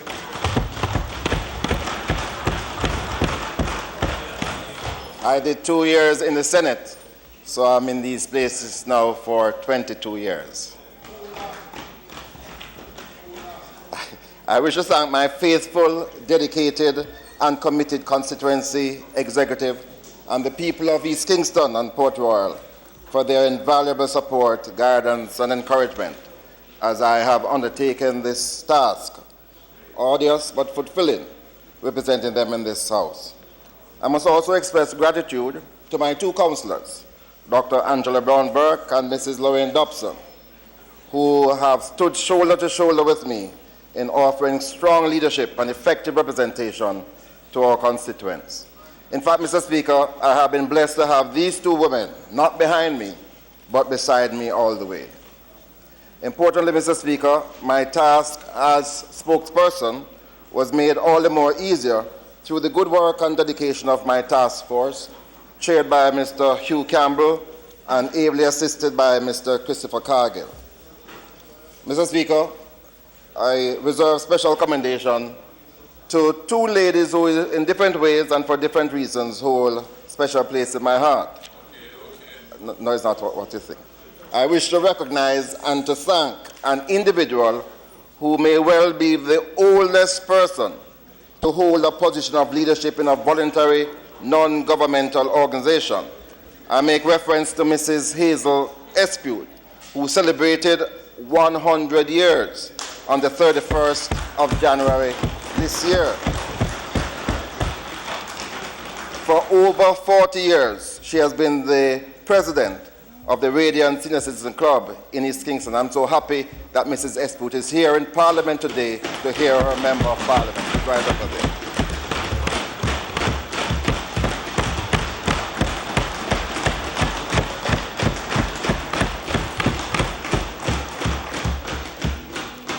"100 years and still going strong." Mr. Speaker, even though I am constrained to save my tribute to our former party president and immediate past leader of the opposition, the most Honourable Portia Simpson Miller, I cannot allow this occasion to pass without commending her for her astute leadership and keen sense of discernment, and to repeat the fact that the administration that she led was arguably the most fiscally responsible, prudent, and disciplined of any administration in our nation's history since independence.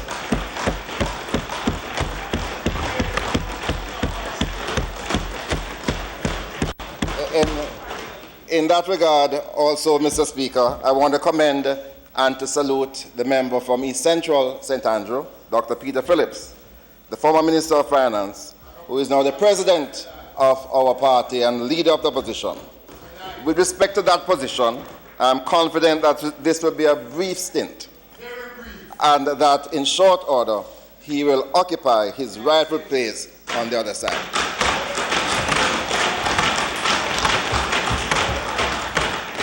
Thanks also to you, Mr. Speaker, to the clerk and the hard-working staff of this Parliament, and to all my colleagues in this chamber on both sides.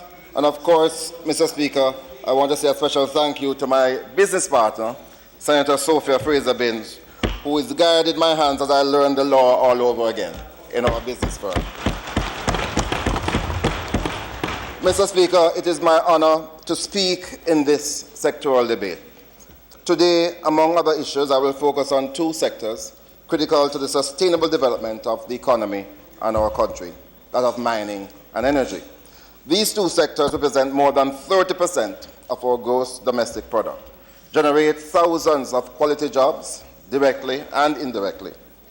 During my tenure as Portfolio Minister, Mr. Speaker, we pursued policies that positively impacted the country's economy and positioned Jamaica on a secure and sustainable growth trajectory. As a responsible opposition, we intend to vigorously guard our achievements, ensuring that the momentum we achieved is not retarded and our vision of sustainable development remains in sharp focus.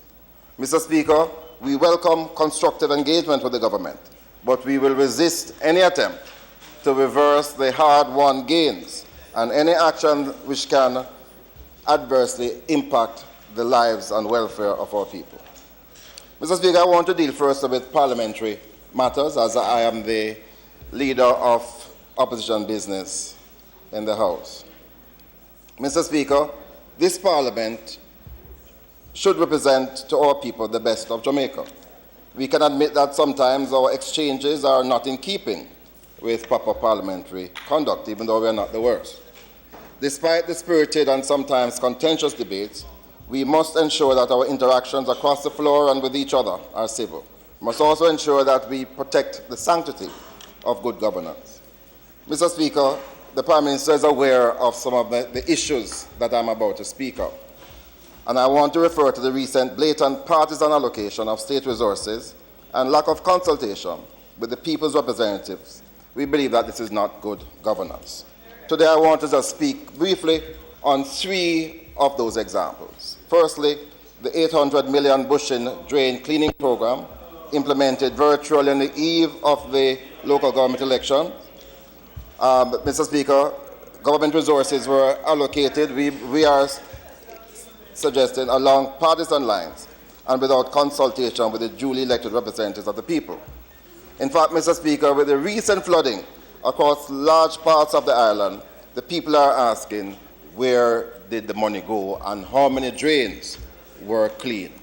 Secondly, Mr. Speaker, the unfair allocation of funds for Labour Day activities last year. We hope that that will not be repeated this year. And thirdly, the almost $3 billion road rehabilitation program, which has been rolled out, which benefits mainly members of Parliament from that side. Only 2 MPs on this side are listed as benefiting. So, Mr. Speaker, as leader of opposition business, yes, and just to make the point, it is only 2 members of Parliament in 2 constituencies on this side who are benefiting. So, Mr. Speaker, I am troubled by the continuation of the practice of distributing state resources along party lines. Not only does it reflect a corrupt distribution of taxpayers' money, but the practice takes us back to the dark and dangerous days of victimization and political tribalism. Jamaica has come too far from those days, and our people will not allow us to go back there. Mr. Speaker, as the elected servants of our people, we have a duty to ensure that they have a say in how resources are spent. They must have the assurance that their tax dollars are being used properly and not to prop up partisan projects.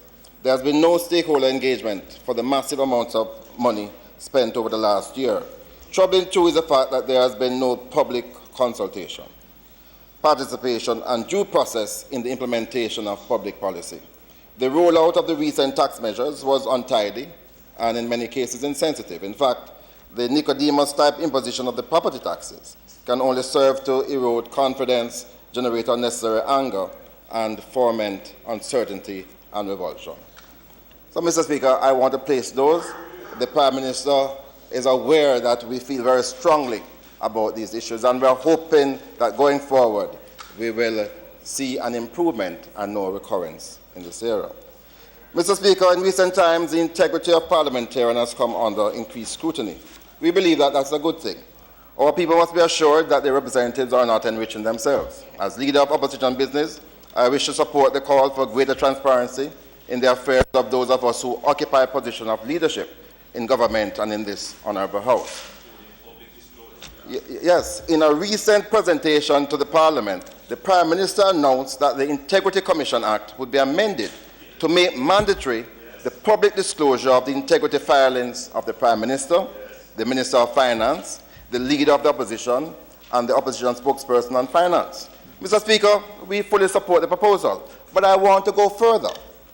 I want to suggest that both leaders in this House, the leader of government business and the leader of opposition business, be brought within that framework. After all, Mr. Speaker, these are positions of significant leadership in our Parliament. So, in good faith and in anticipation of the amendment to the law, I will be making my returns public within the coming week. I have already advised the chairman of the Integrity Commission in writing, and I've gotten the response today, that I have also sought his cooperation in providing me as soon as possible certified copies of all my returns along with all communications between the Commission and myself since I entered Parliament in 1995 to now. Thereafter, I will publish the documents covering these 22 years and all subsequent declarations. The documents will be published on a dedicated website accessible to the public. I will only redact the names of beneficiaries' personal addresses and account numbers, and I have appended that letter to this presentation. Mr. Speaker, given the significance of the reform to the maintenance and preservation of democracy and good governance, I urge this Honourable House to proceed quickly to do the amendment as the Prime Minister, as I'm telling you my position now in relation to me. This measure, I believe, will help to improve the trust between parliamentarians and the people we serve. As leader of opposition business, I intend to continue to press for these, along with other reforms. Mr. Speaker, the other reforms I want to talk about, firstly, is that in relation to campaign financing. The matter of campaign financing is another issue that demands urgent action. The campaign finance law that I introduced and was passed during the last administration must now be implemented. Despite having bipartisan support and being passed in both houses over a year ago, the regulations are not yet before this Parliament. This must be addressed now. In addition, further reforms which are required to cover the registration of lobbyists and special interest groups now need to be undertaken. The historic legislation governs how individuals and organizations can contribute to political parties and candidates. It contains stipulations for the disclosure of contributions, as well as penalties for false and or non-disclosure. Again, this is unfinished work, and I'm urging the government to proceed. I also want to say something to the Minister of Finance in relation to all-island re-verification of electors. Mr. Speaker, as you may be aware, the Electoral Commission of Jamaica has been engaged in continuous registration of electors, so it can publish an updated voters list twice per year. Full re-verification of all electors island-wide is now an urgent requirement, Mr. Minister of Finance. This exercise will remove dead people from the official voters list and place persons in the constituencies where they reside. I urge the Minister of Finance to support this proposal and, importantly, allocate the required funds to ensure its implementation. And the Minister is saying yes.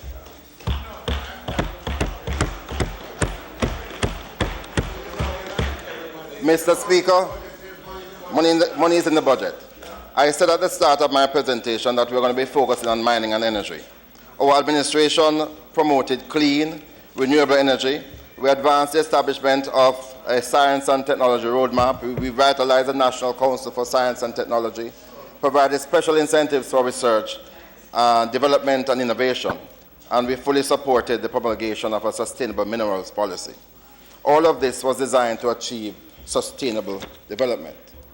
The Minister of Energy, during his maiden sectoral presentation last year, commended our team for the role we played in shaping and implementing relevant programs and policies. I just want to quote the Minister last year. Mr. Speaker, this is the Minister. I must register my gratitude to the former Minister, the member from East Kingston Port Royal, as well as the former State Minister, the member from South East St. Andrew, and the personnel who piloted various programs and initiatives aimed at advancing science, energy, and technology. Their input has undoubtedly played a role in shaping the future of these critical areas of government and national life. End of quote.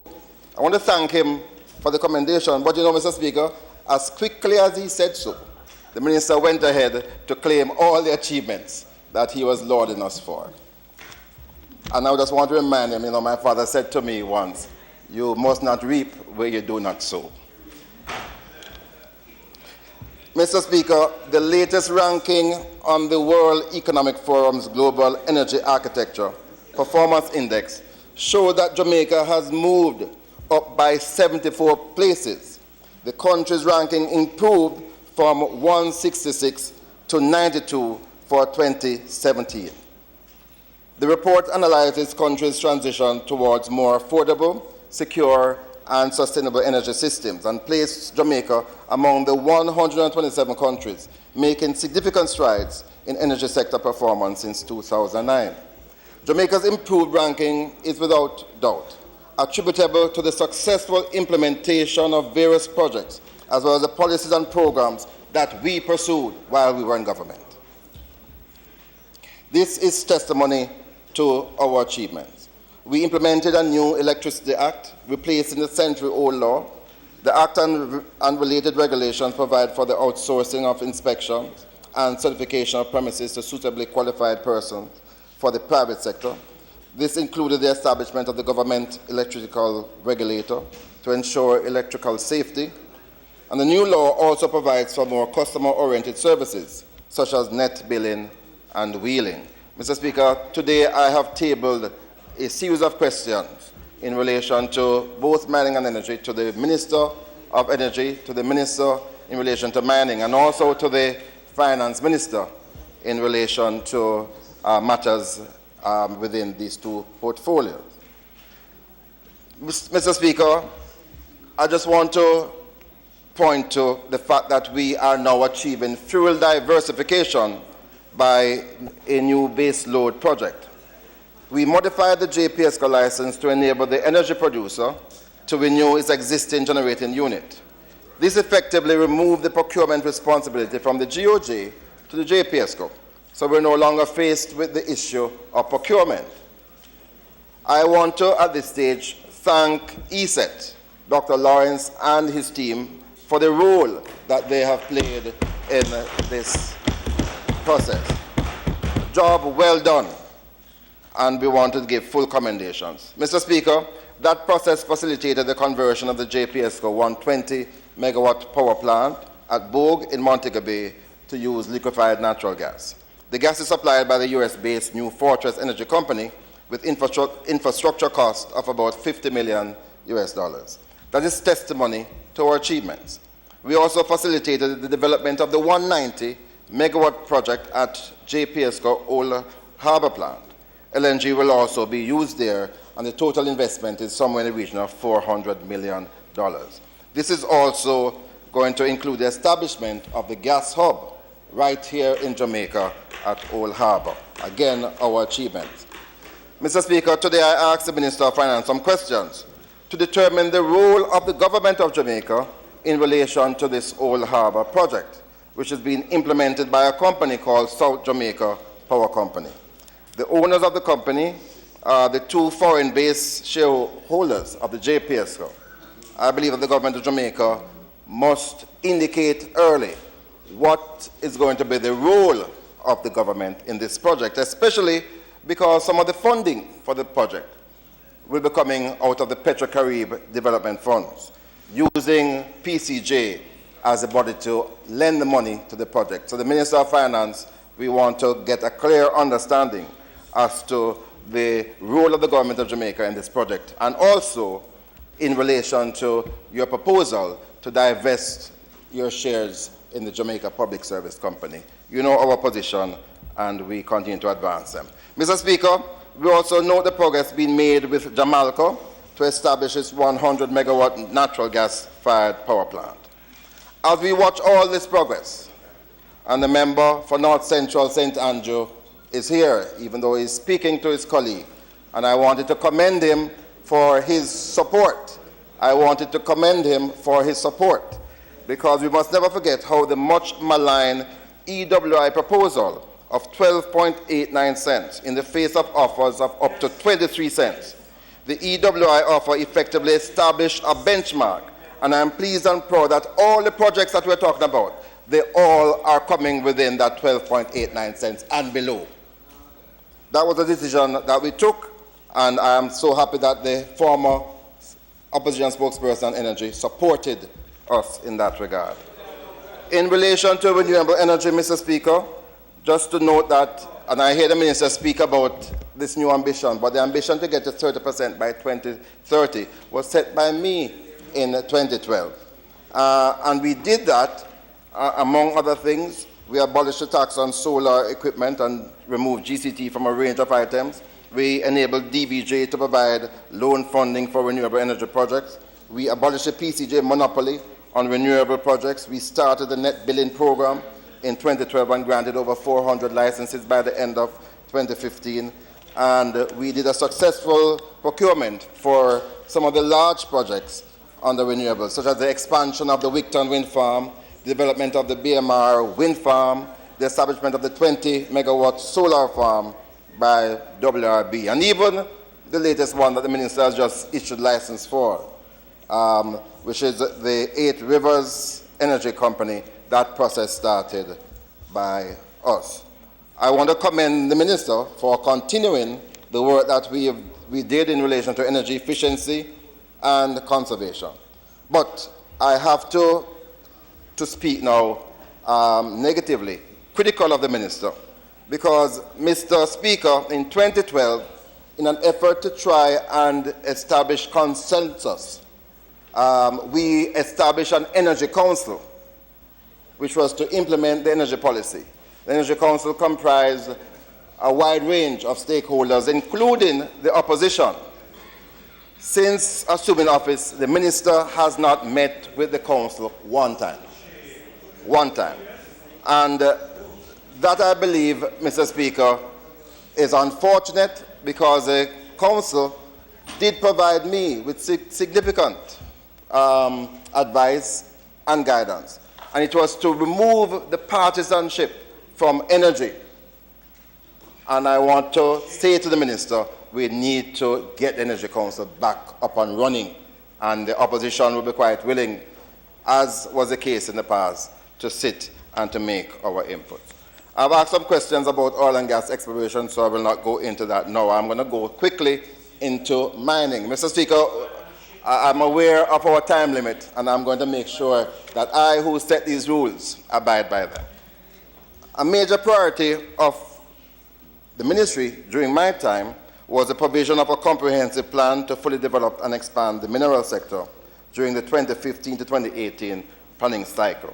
This included the National Minerals Policy, which creates the framework to attract investments in the industrial and metallic mineral sector, including prospecting for gold and copper, as well as the exploitation of Jamaica's limestone potential. Prospecting for copper and gold in Jamaica is once again generating investor excitement, and I did grant a number of licenses that I see the minister is now reissuing. Positive signs are emerging that the country has commercially viable gold and copper deposits. Mr. Speaker, we are pleased that the global aluminum demand is growing and that activities within the bauxite aluminum sector are increasing. The global economy appears to have stabilized with improved growth and lower energy prices. Aluminum is attracting greater demand and higher prices. The overall prospects of the sector are very positive. Mr. Speaker, the lackluster presentation by the minister last week, the Minister of Mining, during his sectoral presentation, does not inspire confidence in the future of the sector. I therefore invite him to give urgency to the implementation of the strategic plan for the sector, beginning with the finalization of the National Minerals Policy and the resolution of the boundaries of the cockpit country, among other issues. The redefinition of the boundaries of the cockpit country is now impatient of action. We are very close to determining the precise boundaries and to order the area free from mining. In fact, both ourselves had signed off on the boundaries, and it was just left now for us to issue the order to prohibit mining in that area. But of course, we were affected by the election. Mr. Speaker, there are some specific issues that I want to speak to. You may recall that before we demitted office, we ensured that CAP, Clarendon Alumina Partner, would no longer be a drain on the public purse. We pursued new arrangements for the sale of its alumina, resulting in better terms and subsequently the seamless transfer of majority shares in Jamaica from Alcor to Noble. In fact, the company was being positioned to turn a profit in 2016. The Minister was silent on the status of Jamaica and CAP, and I have therefore tabled questions for him to answer. Mr. Speaker, in 2015, we won an arbitration award for Noranda to pay an outstanding amount on the bauxite levy. This amounted to about $12 million. Without explanation, the new administration has let the company off the hook and has not treated it as a priority payment under the new investors' new day. Mr. Speaker, we are confident that with the threatened bankruptcy of Noranda, we would have found investors willing to pay the full bauxite levy going forward. The mining minister owes the Parliament and people of Jamaica a better explanation for departing from the bauxite levy to an unrealistic profit-sharing scheme. The agreement needs to be tabled in Parliament, and today I call upon the minister to table that agreement in Parliament so that we can scrutinize it.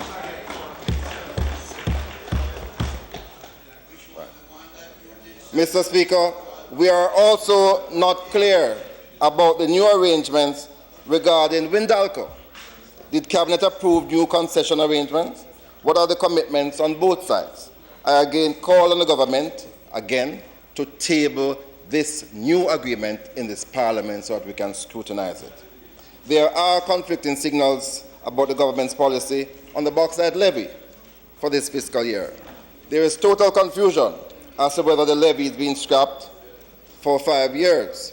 The IMF is on record as being very concerned about this development, and so are we. We have again tabled questions on this for the Minister of Finance to address in 21 days. Mr. Speaker, we must ensure that our country maximizes the benefits from this depleting resource. While it is understandable that some respite was given to operators in the sector during the recession, now that the industry is rebounding, we must ensure that the Jamaican people are benefiting. We are pleased, Mr. Speaker, to welcome GISCO to Jamaica's bauxite and alumina sector. Their investment is likely to be the single largest in our country since our independence.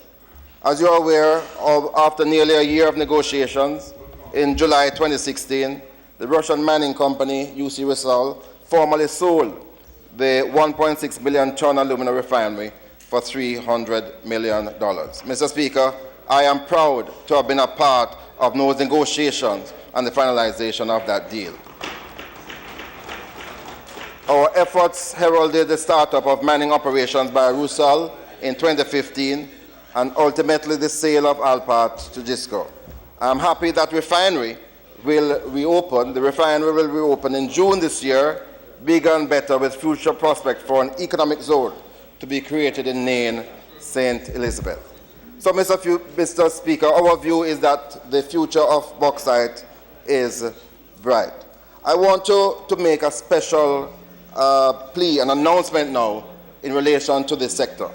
In late 2015, as the Minister responsible for the sector, I started the planning and implementation of a national consultation on the state of the mining sector in Jamaica, with special focus on bauxite alumina.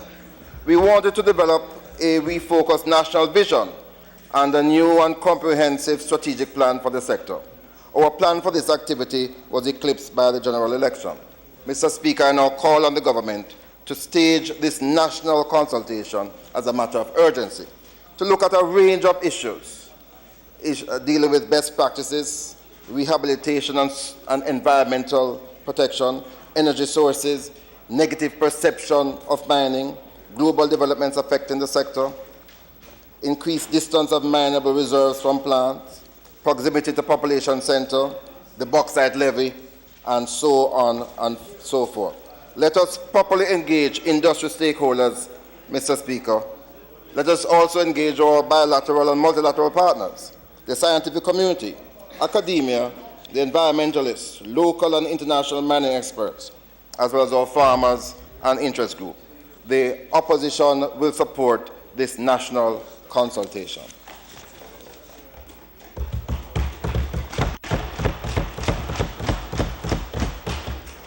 Mr. Speaker, today I wanted to encourage this administration and the ministers with responsibility for mining and energy to continue to focus on the policy prescriptions that have been designed to grow the Jamaican economy and position our country on the path of sustainable development. Our success and solid achievements are there for all to see, and these were achieved through consultative interaction with all our stakeholders, including civil society. The time allotted to the member for speaking has expired. You may... Mr. Speaker, I ask that the member's time be extended by 5 minutes to allow me to complete his presentation. The motion is that the member's time be extended by 5 minutes. Those in favour? Those opposed? The ayes have it. Mr. Paulwell, you may proceed. Thank you very much, Mr. Speaker. Much obliged to my colleagues. Mr. Speaker, again, to summarize in relation to energy, we diversified our energy sources and introduced LNG for the very first time. We facilitated the largest investment in the energy sector in Jamaica since independence. We facilitated the greatest shift to renewable energy in the history of our country and achieved spectacular international ratings and ranking. We achieved the highest numbers of households, small businesses, and other enterprises benefiting from net billing, largest through the increased use of solar power. We removed duties and GCT from the importation of energy-saving and renewable energy items.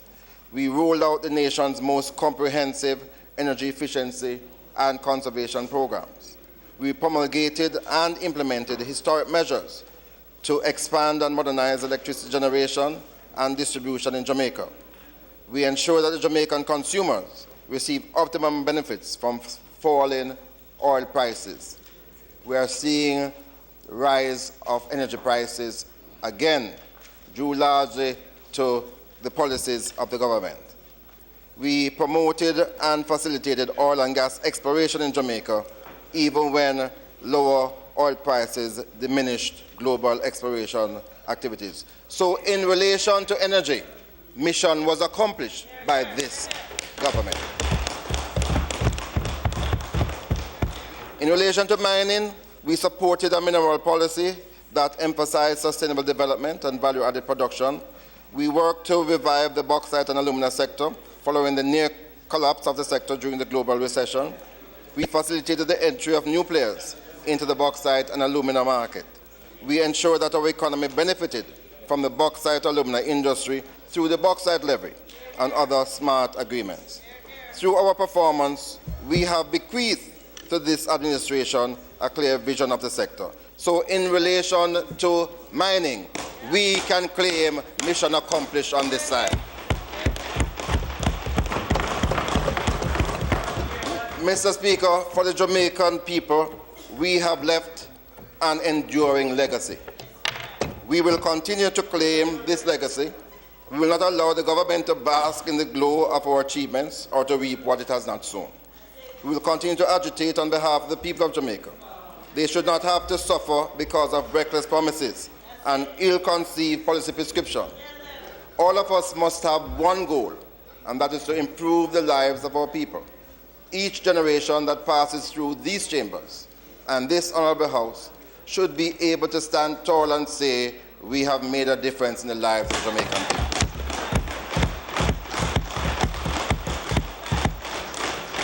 Mr. Speaker, I will stand tall and say I have been making a difference, and I will continue to do so with conviction and fervour as long as I have breath. May God bless you all, and may God bless Jamaica, land we love. Namaste.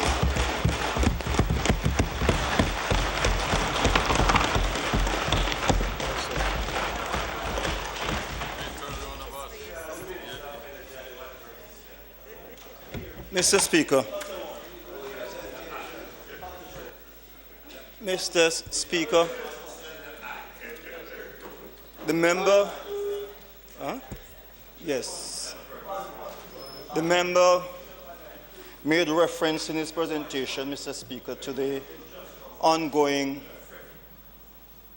major infrastructure development project and mentioned that it being done on a partisan basis. I wish to correct that statement, Mr. Speaker. And I believe I am correcting the stage. Point of order. Point of order. Point of order. I am correcting, Mr. Speaker. I am correcting. Point of order. You don't talk to me, you little pig. You're not but a pig. Mr. Speaker. On a point of correction. Shut him out, Bobby. The member is misleading the House. Yes. You. You should interrupt him when he was speaking. Could you advise me what you Mr. Speaker, he made reference and he wish to claimed hear that the minister. I wish he misled the House and I wish to correct that misstatement because A point of misingenious. Order, a point of order, Mr. Speaker. Minister, please. Mr. Speaker, can I just remind the House Leader? Mr. Paulwell, please. Mr. Speaker, he has risen on a point of order. And Mr. Paulwell, you cannot rise on a point of order when somebody is not speaking. Well, precisely. Mr. Paulwell, please have a seat. So we will move on to the next item on the agenda. Please have a seat. Mr. Speaker, it is important that I correct the misstatement that was made by the Speaker during this presentation. And I wish so to do. Minister, you may wish to make a correction to the minister, but you cannot rise on a point of order. As a minister in charge, if there's a mistake and you wish to correct it, then you may get up and do so, but not on a point of order. No, I did not raise a point of order. I said clarification. The issue, Mr. Speaker, made mention of the program included 2 PMP constituencies and the rest of JLP. But the fact of the matter is that most of these projects were never chosen by us. These were projects on a point of order. That we on a found. Point of order. Okay, let me just finish, on Mr. Speaker. On a point of order, Mr. What Speaker. Point of order? Mr. Speaker, on a point of order. I am raising a point of order now. You're obliged, Mr. Speaker, to hear me out. Yes, but I am rising on a point of order. Yeah. Yeah. Okay, so we are moving on. Okay.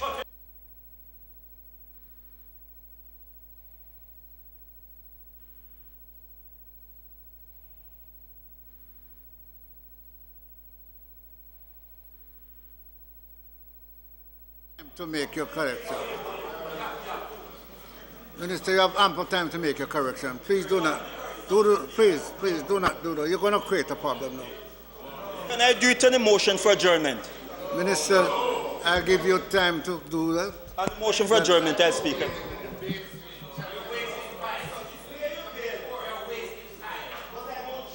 Mr. Robinson.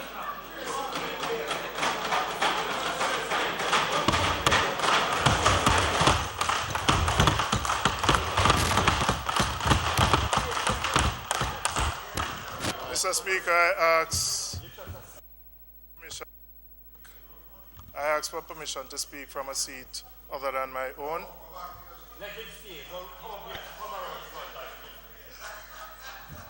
Mr. Speaker, I don't know if you heard me. Mr. Speaker, I don't want to proceed. Now my mic is on. Can I speak from a seat other than my own? Member, can I have some order in the House so that the member can proceed? Mrs. Cook.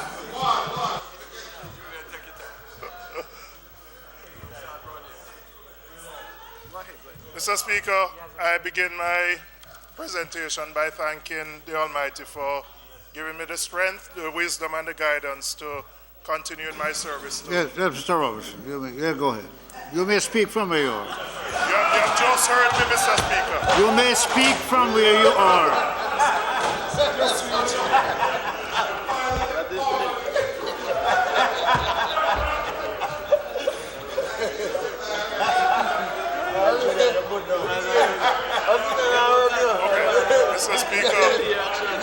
Mr. Speaker, I wish to thank the Lord for providing the strength, the guidance, and the direction for me to continue my work and my service as a Member of Parliament for South East St. Andrew. I wish to pay tribute to our former Prime Minister and Party Leader, the Most Honourable Portia Simpson Miller, who has devoted public service as a member of Parliament for South West St. Andrew and to the People's National Party. I welcome our new party leader, Dr. Peter Phillips, and to all my colleagues who continue to support me, I say thank you. To the residents of Southeast St. Andrew who have sent me here for the second time, I thank them for the continued confidence that they have reposed in me. And in particular, I'd like to acknowledge the members of my constituency executive, my two councillors, Andrew Swaby and Kari Douglas, my constituency secretary, and a whole host of persons who continue to support me. My family continues to be my strength, and I thank them for their support. Mr. Speaker, I'm going to speak first on a constituency-related matter which has national importance, and then I'll go to my portfolio. Mr. Speaker, I represent a constituency very much like North East St. Andrew that has a very high number of gated communities. Many single-dwelling homes are being demolished to develop apartments and townhouses. That in itself, Mr. Speaker, is not a bad thing. However, how it is being done and the appropriate recognition of the rights of residents who live in close proximity to these developments leaves a lot to be desired. The granting of permission for these developments is one thing, but the effective monitoring and ensuring adherence to approvals is another. In some of these communities, Mr. Speaker, roads and sidewalks are being damaged, and in most cases, it's the public purse that is being called on to effect these repairs. Noisy and disruptive construction activities often run late into the night on Saturdays and Sundays, and residents are forced to pursue legal action against the developers when all efforts at finding an amicable solution fail. Mr. Speaker, this is essentially a public order issue which requires our attention and action. The picture I've shown on the screen here is a road on which currently there are 5 developments that are taking place. 5 right now. What you see is not just potholes, but the entire road, the surface has sunk under the weight of the heavy vehicles that have to move on that road. Disbury Avenue in Kingston 6.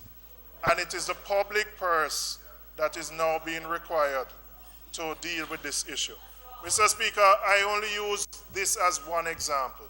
It permeates many constituencies, many areas, and while I know local authorities have the responsibility, I believe this issue is sufficiently important that it requires national attention. Mr. Speaker, I want to turn to my portfolio and just to indicate how I intend to approach it.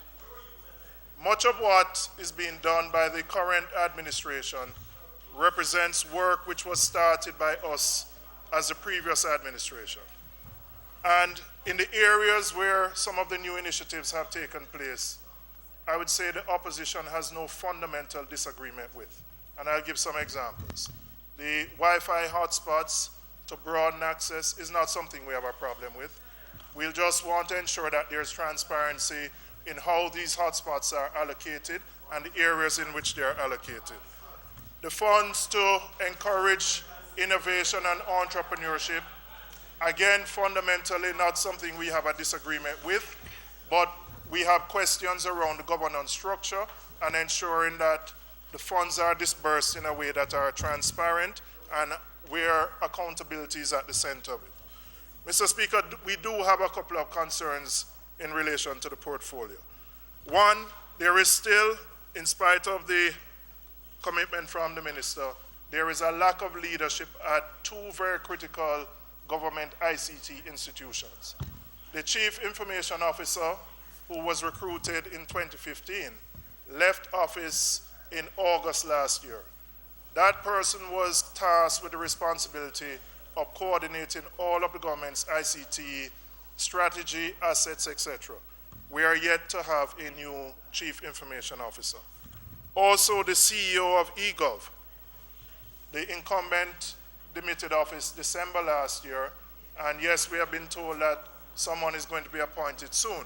But the lack of leadership at those 2 institutions that have responsibility for significant assets and primarily also the successful implementation of the government's transformation program is worrying to the opposition.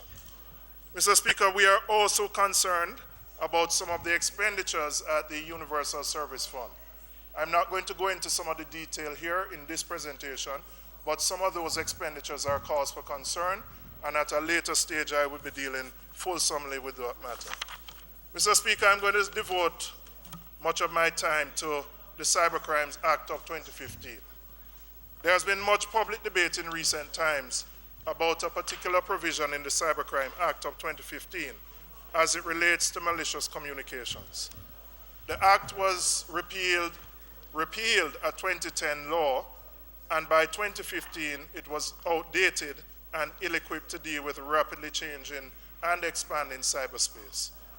Many of us in this room remember how important handwritten letters were to our lives, and even a few of us, Mr. Speaker, would remember how central a postmistress or a postmaster was in our communities, or a telegram.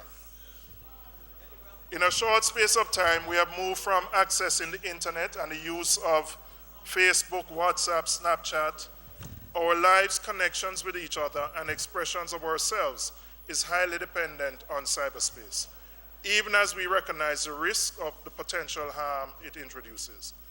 My guess, Mr. Speaker, is that during the sitting of the House, almost every member has connected at some point to virtual space, including the author of the articulate minority. And Mr. Speaker, if we turn off the Wi-Fi in this house, many of us would suffer. Access to the internet is generally a good thing and indispensable for life and work. An important part of the work of government is to democratize its access and use to ensure that it can strengthen national development and youth development. As I said, I'm pleased that almost all of the initiatives that were started by us as an administration have continued, and the new ones that the government have implemented, we commend them for. But even valuable resources come with risks. The reforms in 2015 were part of a response to the obsolescence of criminal laws in responding to a new wave of serious crimes, what we call lot of scamming. The exponential increase in the use of computers and the internet has changed the way traditional crimes are committed. Another major concern that emerged was cyberbullying and harassment, a global phenomenon especially impacting young people. In a neighboring Caribbean country, a judge recently gave damages for breaches of confidence to a woman whose former partner had distributed private sexually explicit photos of her. Laws dealing with cyberbullying, or what Section 9 terms malicious communications, have been among the most difficult to formulate in order to protect freedom of expression and the rights and freedoms of others affected by that expression. Even though you'll find consensus that some regulation of the internet speech is desirable, there is no global consensus on how to regulate. Knowing fully well the rapidly changing nature of cyberspace and that the law on paper is often different from the law in action, Section 25 of the Act provides that the cybercrime law should be reviewed by a joint select committee of the Houses of Parliament after an expiration of 3 years from the date of the commencement of that Act. Even though we are halfway through that 3-year period, like so many other parliamentarians around the world, it is becoming clear that our law can be further refined in the interests of justice. Section 9, the use of a computer for malicious communications. The Cybercrime Act of 2015 sought to bring Jamaica's legislation up to date and consistent with other jurisdictions across the world. Section 9 makes it an offense for a person to use a computer to send data that meets 2 main criteria. First, the data must be obscene, constitutes a threat, or is menacing in nature. These are terms that are currently not defined by the legislation. Secondly, and importantly, the data must be sent with the intention to harass any person or cause harm or apprehension of harm to any person or property. So an example, maybe someone uses in an email or a Facebook format, makes a post about another person, which, and I'm going to make a distinction later on between the civil and the criminal remedies, but which is obscene and with the intention. So it can't just be obscene. It has to be with the intention to harass. And that to harass, if it doesn't meet that standard, then it doesn't constitute a criminal offense. An exception is made for provisions related to industrial disputes, and the crime carries a maximum sentence on summary conviction before a parish court of up to $5 million and a term of imprisonment of up to 5 years. So a person commits, Section 9 reads, a person commits an offense if you use a computer to send to another person any data, whether in the form of a message or otherwise, that is obscene, constitutes a threat, or is menacing in nature, with the intention to harass, cause harm, or the apprehension of harm to any person or property. Mr. Speaker, the reason I'm mentioning this, almost all of us use our devices to communicate, whether with other people or on social media. And there are many instances right now of crimes that are being committed, and persons are not aware that they are committing crimes, and persons could get in very serious problems with the law. Mr. Speaker, I want to make it clear that when the 2015 amendment was made to the Cybercrimes Act, the Committee of Parliament was very clear that we were not criminalizing defamation. And I reference in my presentation the St. Vincent and Grenadines Cybercrime Act of 2016. And I will just quote one area of that act just so we understand the distinction between what we have in Jamaica and what exists in other countries. And I'm quoting section 16.2. A person who uses a computer system to disseminate any information, statement, or image, knowing the same to be false, and who A, damages the reputation of another person, or subjects another person to public ridicule, contempt, hatred, or embarrassment, commits an offense. And it goes on. It can be argued, Mr. Speaker, that this particular Cybercrime Act would in fact criminalize defamation. Now, by virtue of our Defamation Act of 2013 in Jamaica, defamation is strictly a civil matter, as Section 7 of the Act indicates that criminal libel has been abolished in Jamaica. Further, the distinction at law between slander and libel is abolished. So in Jamaica, unlike threats and obscene publications, it is not a crime to defame a person regardless of the medium that is used. Suppose I say Warmington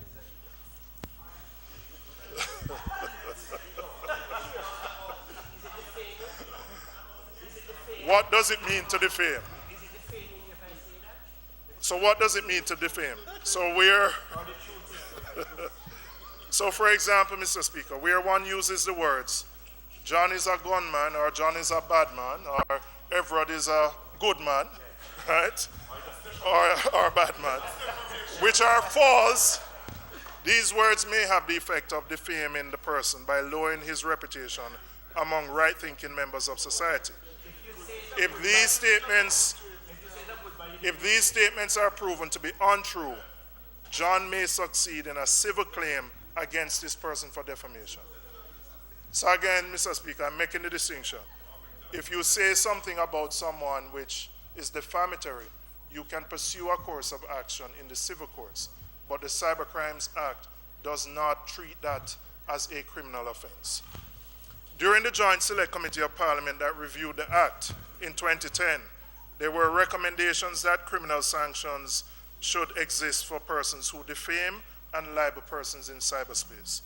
The committee at the time flatly rejected those recommendations and adopted the position that since criminal libel was abolished in Jamaica, no new provisions with respect to cyber defamation would be entertained. So to be explicit, Mr. Speaker, Section 9 of the Cybercrimes Act does not seek to recriminalize defamation. And there have been concerns expressed about that given a recent case that exists. in the 2015 law also represents an advance on earlier legislation, for example, in Barbados. So our law, for example, does not have the notion of annoyance, inconvenience, distress, or anxiety as giving rise to a crime. When we had done the review and did the first draft, we had actually used those terms in the law. And on further review, because of the ambiguity of those terms and because those terms were subject to very different interpretations, we took a decision to remove those terms so that the threshold for what would constitute an offense would be higher. So, Mr. Speaker, even though we are, so the threshold for what would constitute a criminal offense would be higher. Mr. Speaker, I'd also like to reference another act from a neighboring Caribbean country in Antigua and Barbuda, and just indicate the terms that are used in the Electronic Crimes Act of 2013. A person shall not intentionally, without lawful excuse or justification, intimidate, coerce, or harass another person using an electronic system, commits an offense and is liable to a conviction, etc. Mr. Speaker, when we were amending the Act, we deliberately looked at other legislation from both across the world and in the Caribbean, and we tried to ensure that what we developed would be robust and meet certain standards. But the questions raised in recent weeks about Section 9 are part of a healthy democracy in which ordinary citizens ask us as parliamentarians to reflect on the laws we have made or the laws we have not reformed. More importantly, as parliamentarians, we are required to ensure that laws we enact adequately protect the rights to freedom of expression and other rights, and to the extent that we limit those rights, it should be demonstrably justified in a free and democratic society, according to Section 13(2) of the Constitution.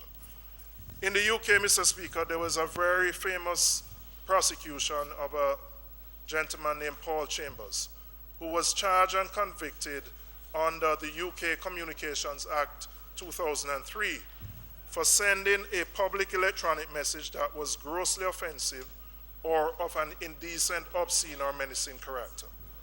Paul Chambers had tweeted, and I quote, "Crap, Robinwood Airport is closed. You have got a week and a bit to get your shit together, otherwise I'm blowing the airport sky high."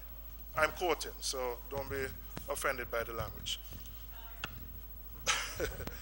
Mr. Speaker, he was convicted, but on appeal, that conviction was overturned. Many complained that the law was being used to stifle free speech. And soon after the successful appeal of that ruling, the Director of Public Prosecutions in the UK, Keir Starmer, issued guidelines for prosecutions under the Act, indicating that prosecutions must meet a very high threshold and there must be in the public interest in prosecuting.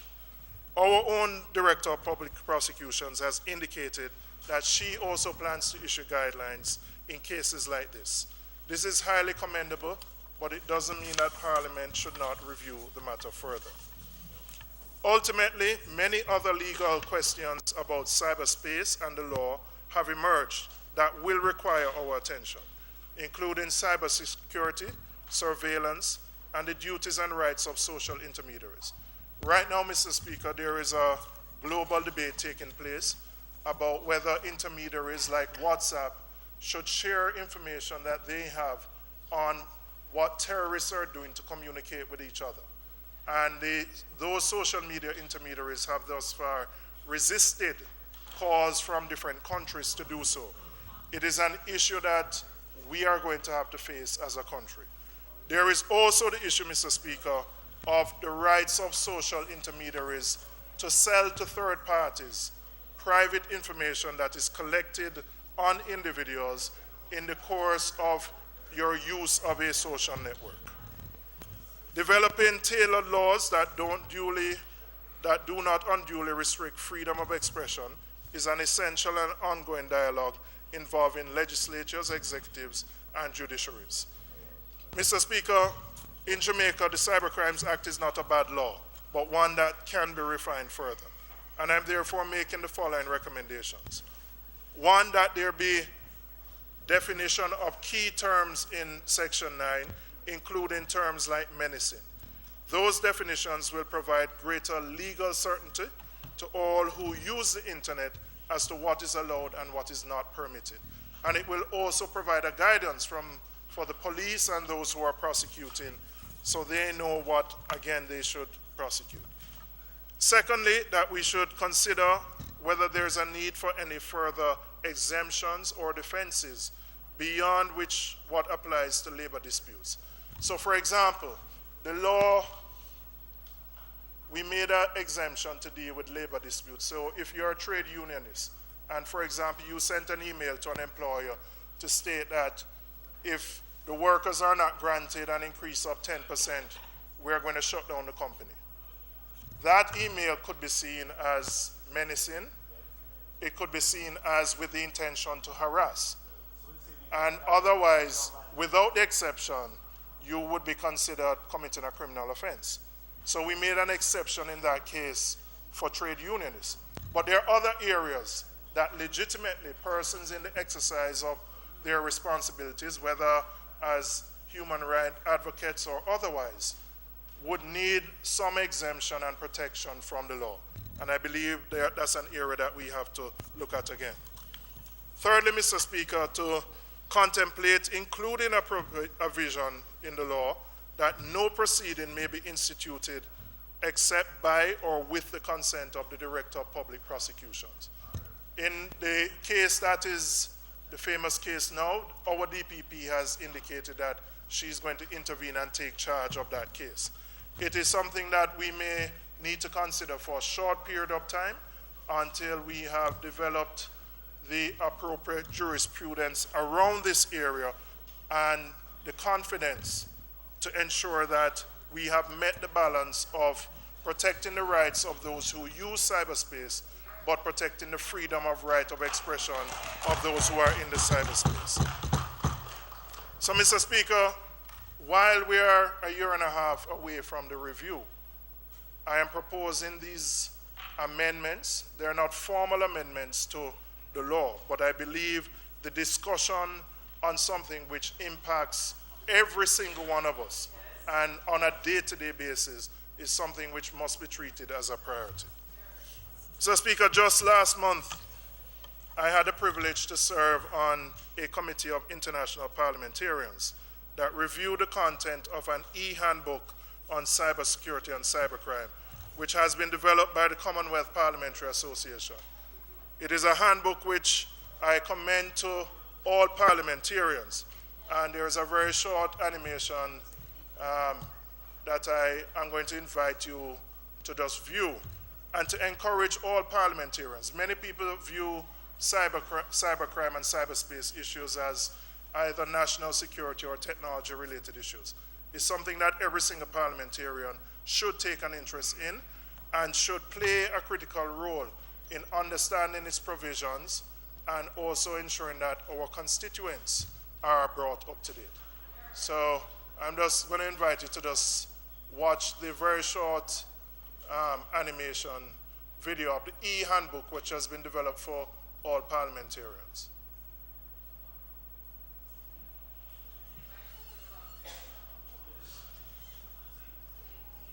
Okay, let's have a look at it.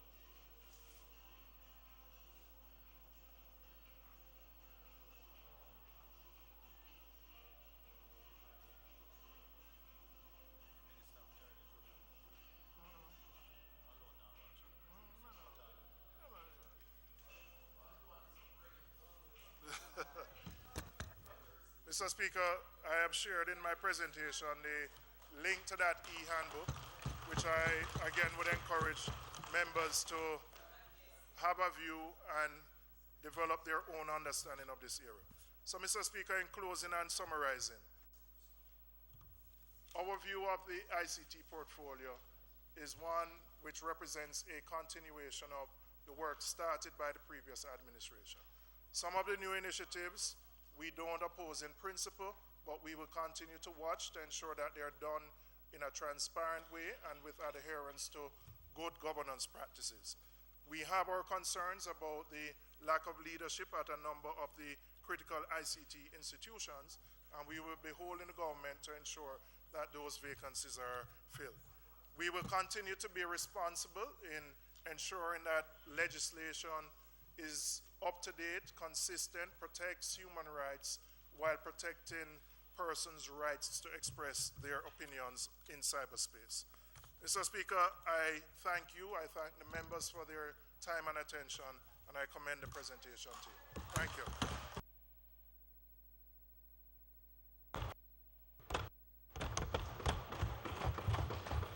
No further business.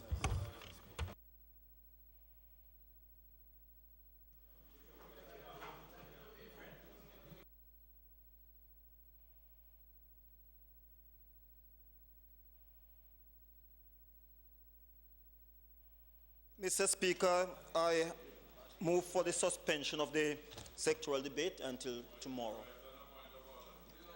Oh, shut your mouth.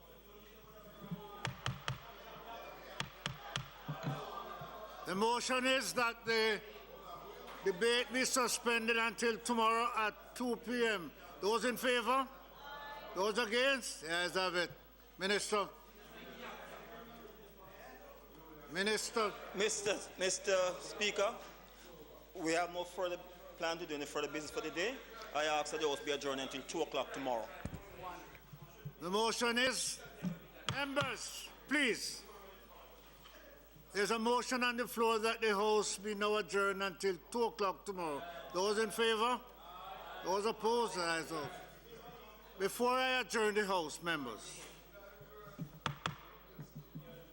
I'm going to ask that we follow the proceedings. The House is being adjourned, and we, along with the gallery, follow the proceedings as parliamentarians. Please. This House now stands adjourned until 2 p.m. tomorrow.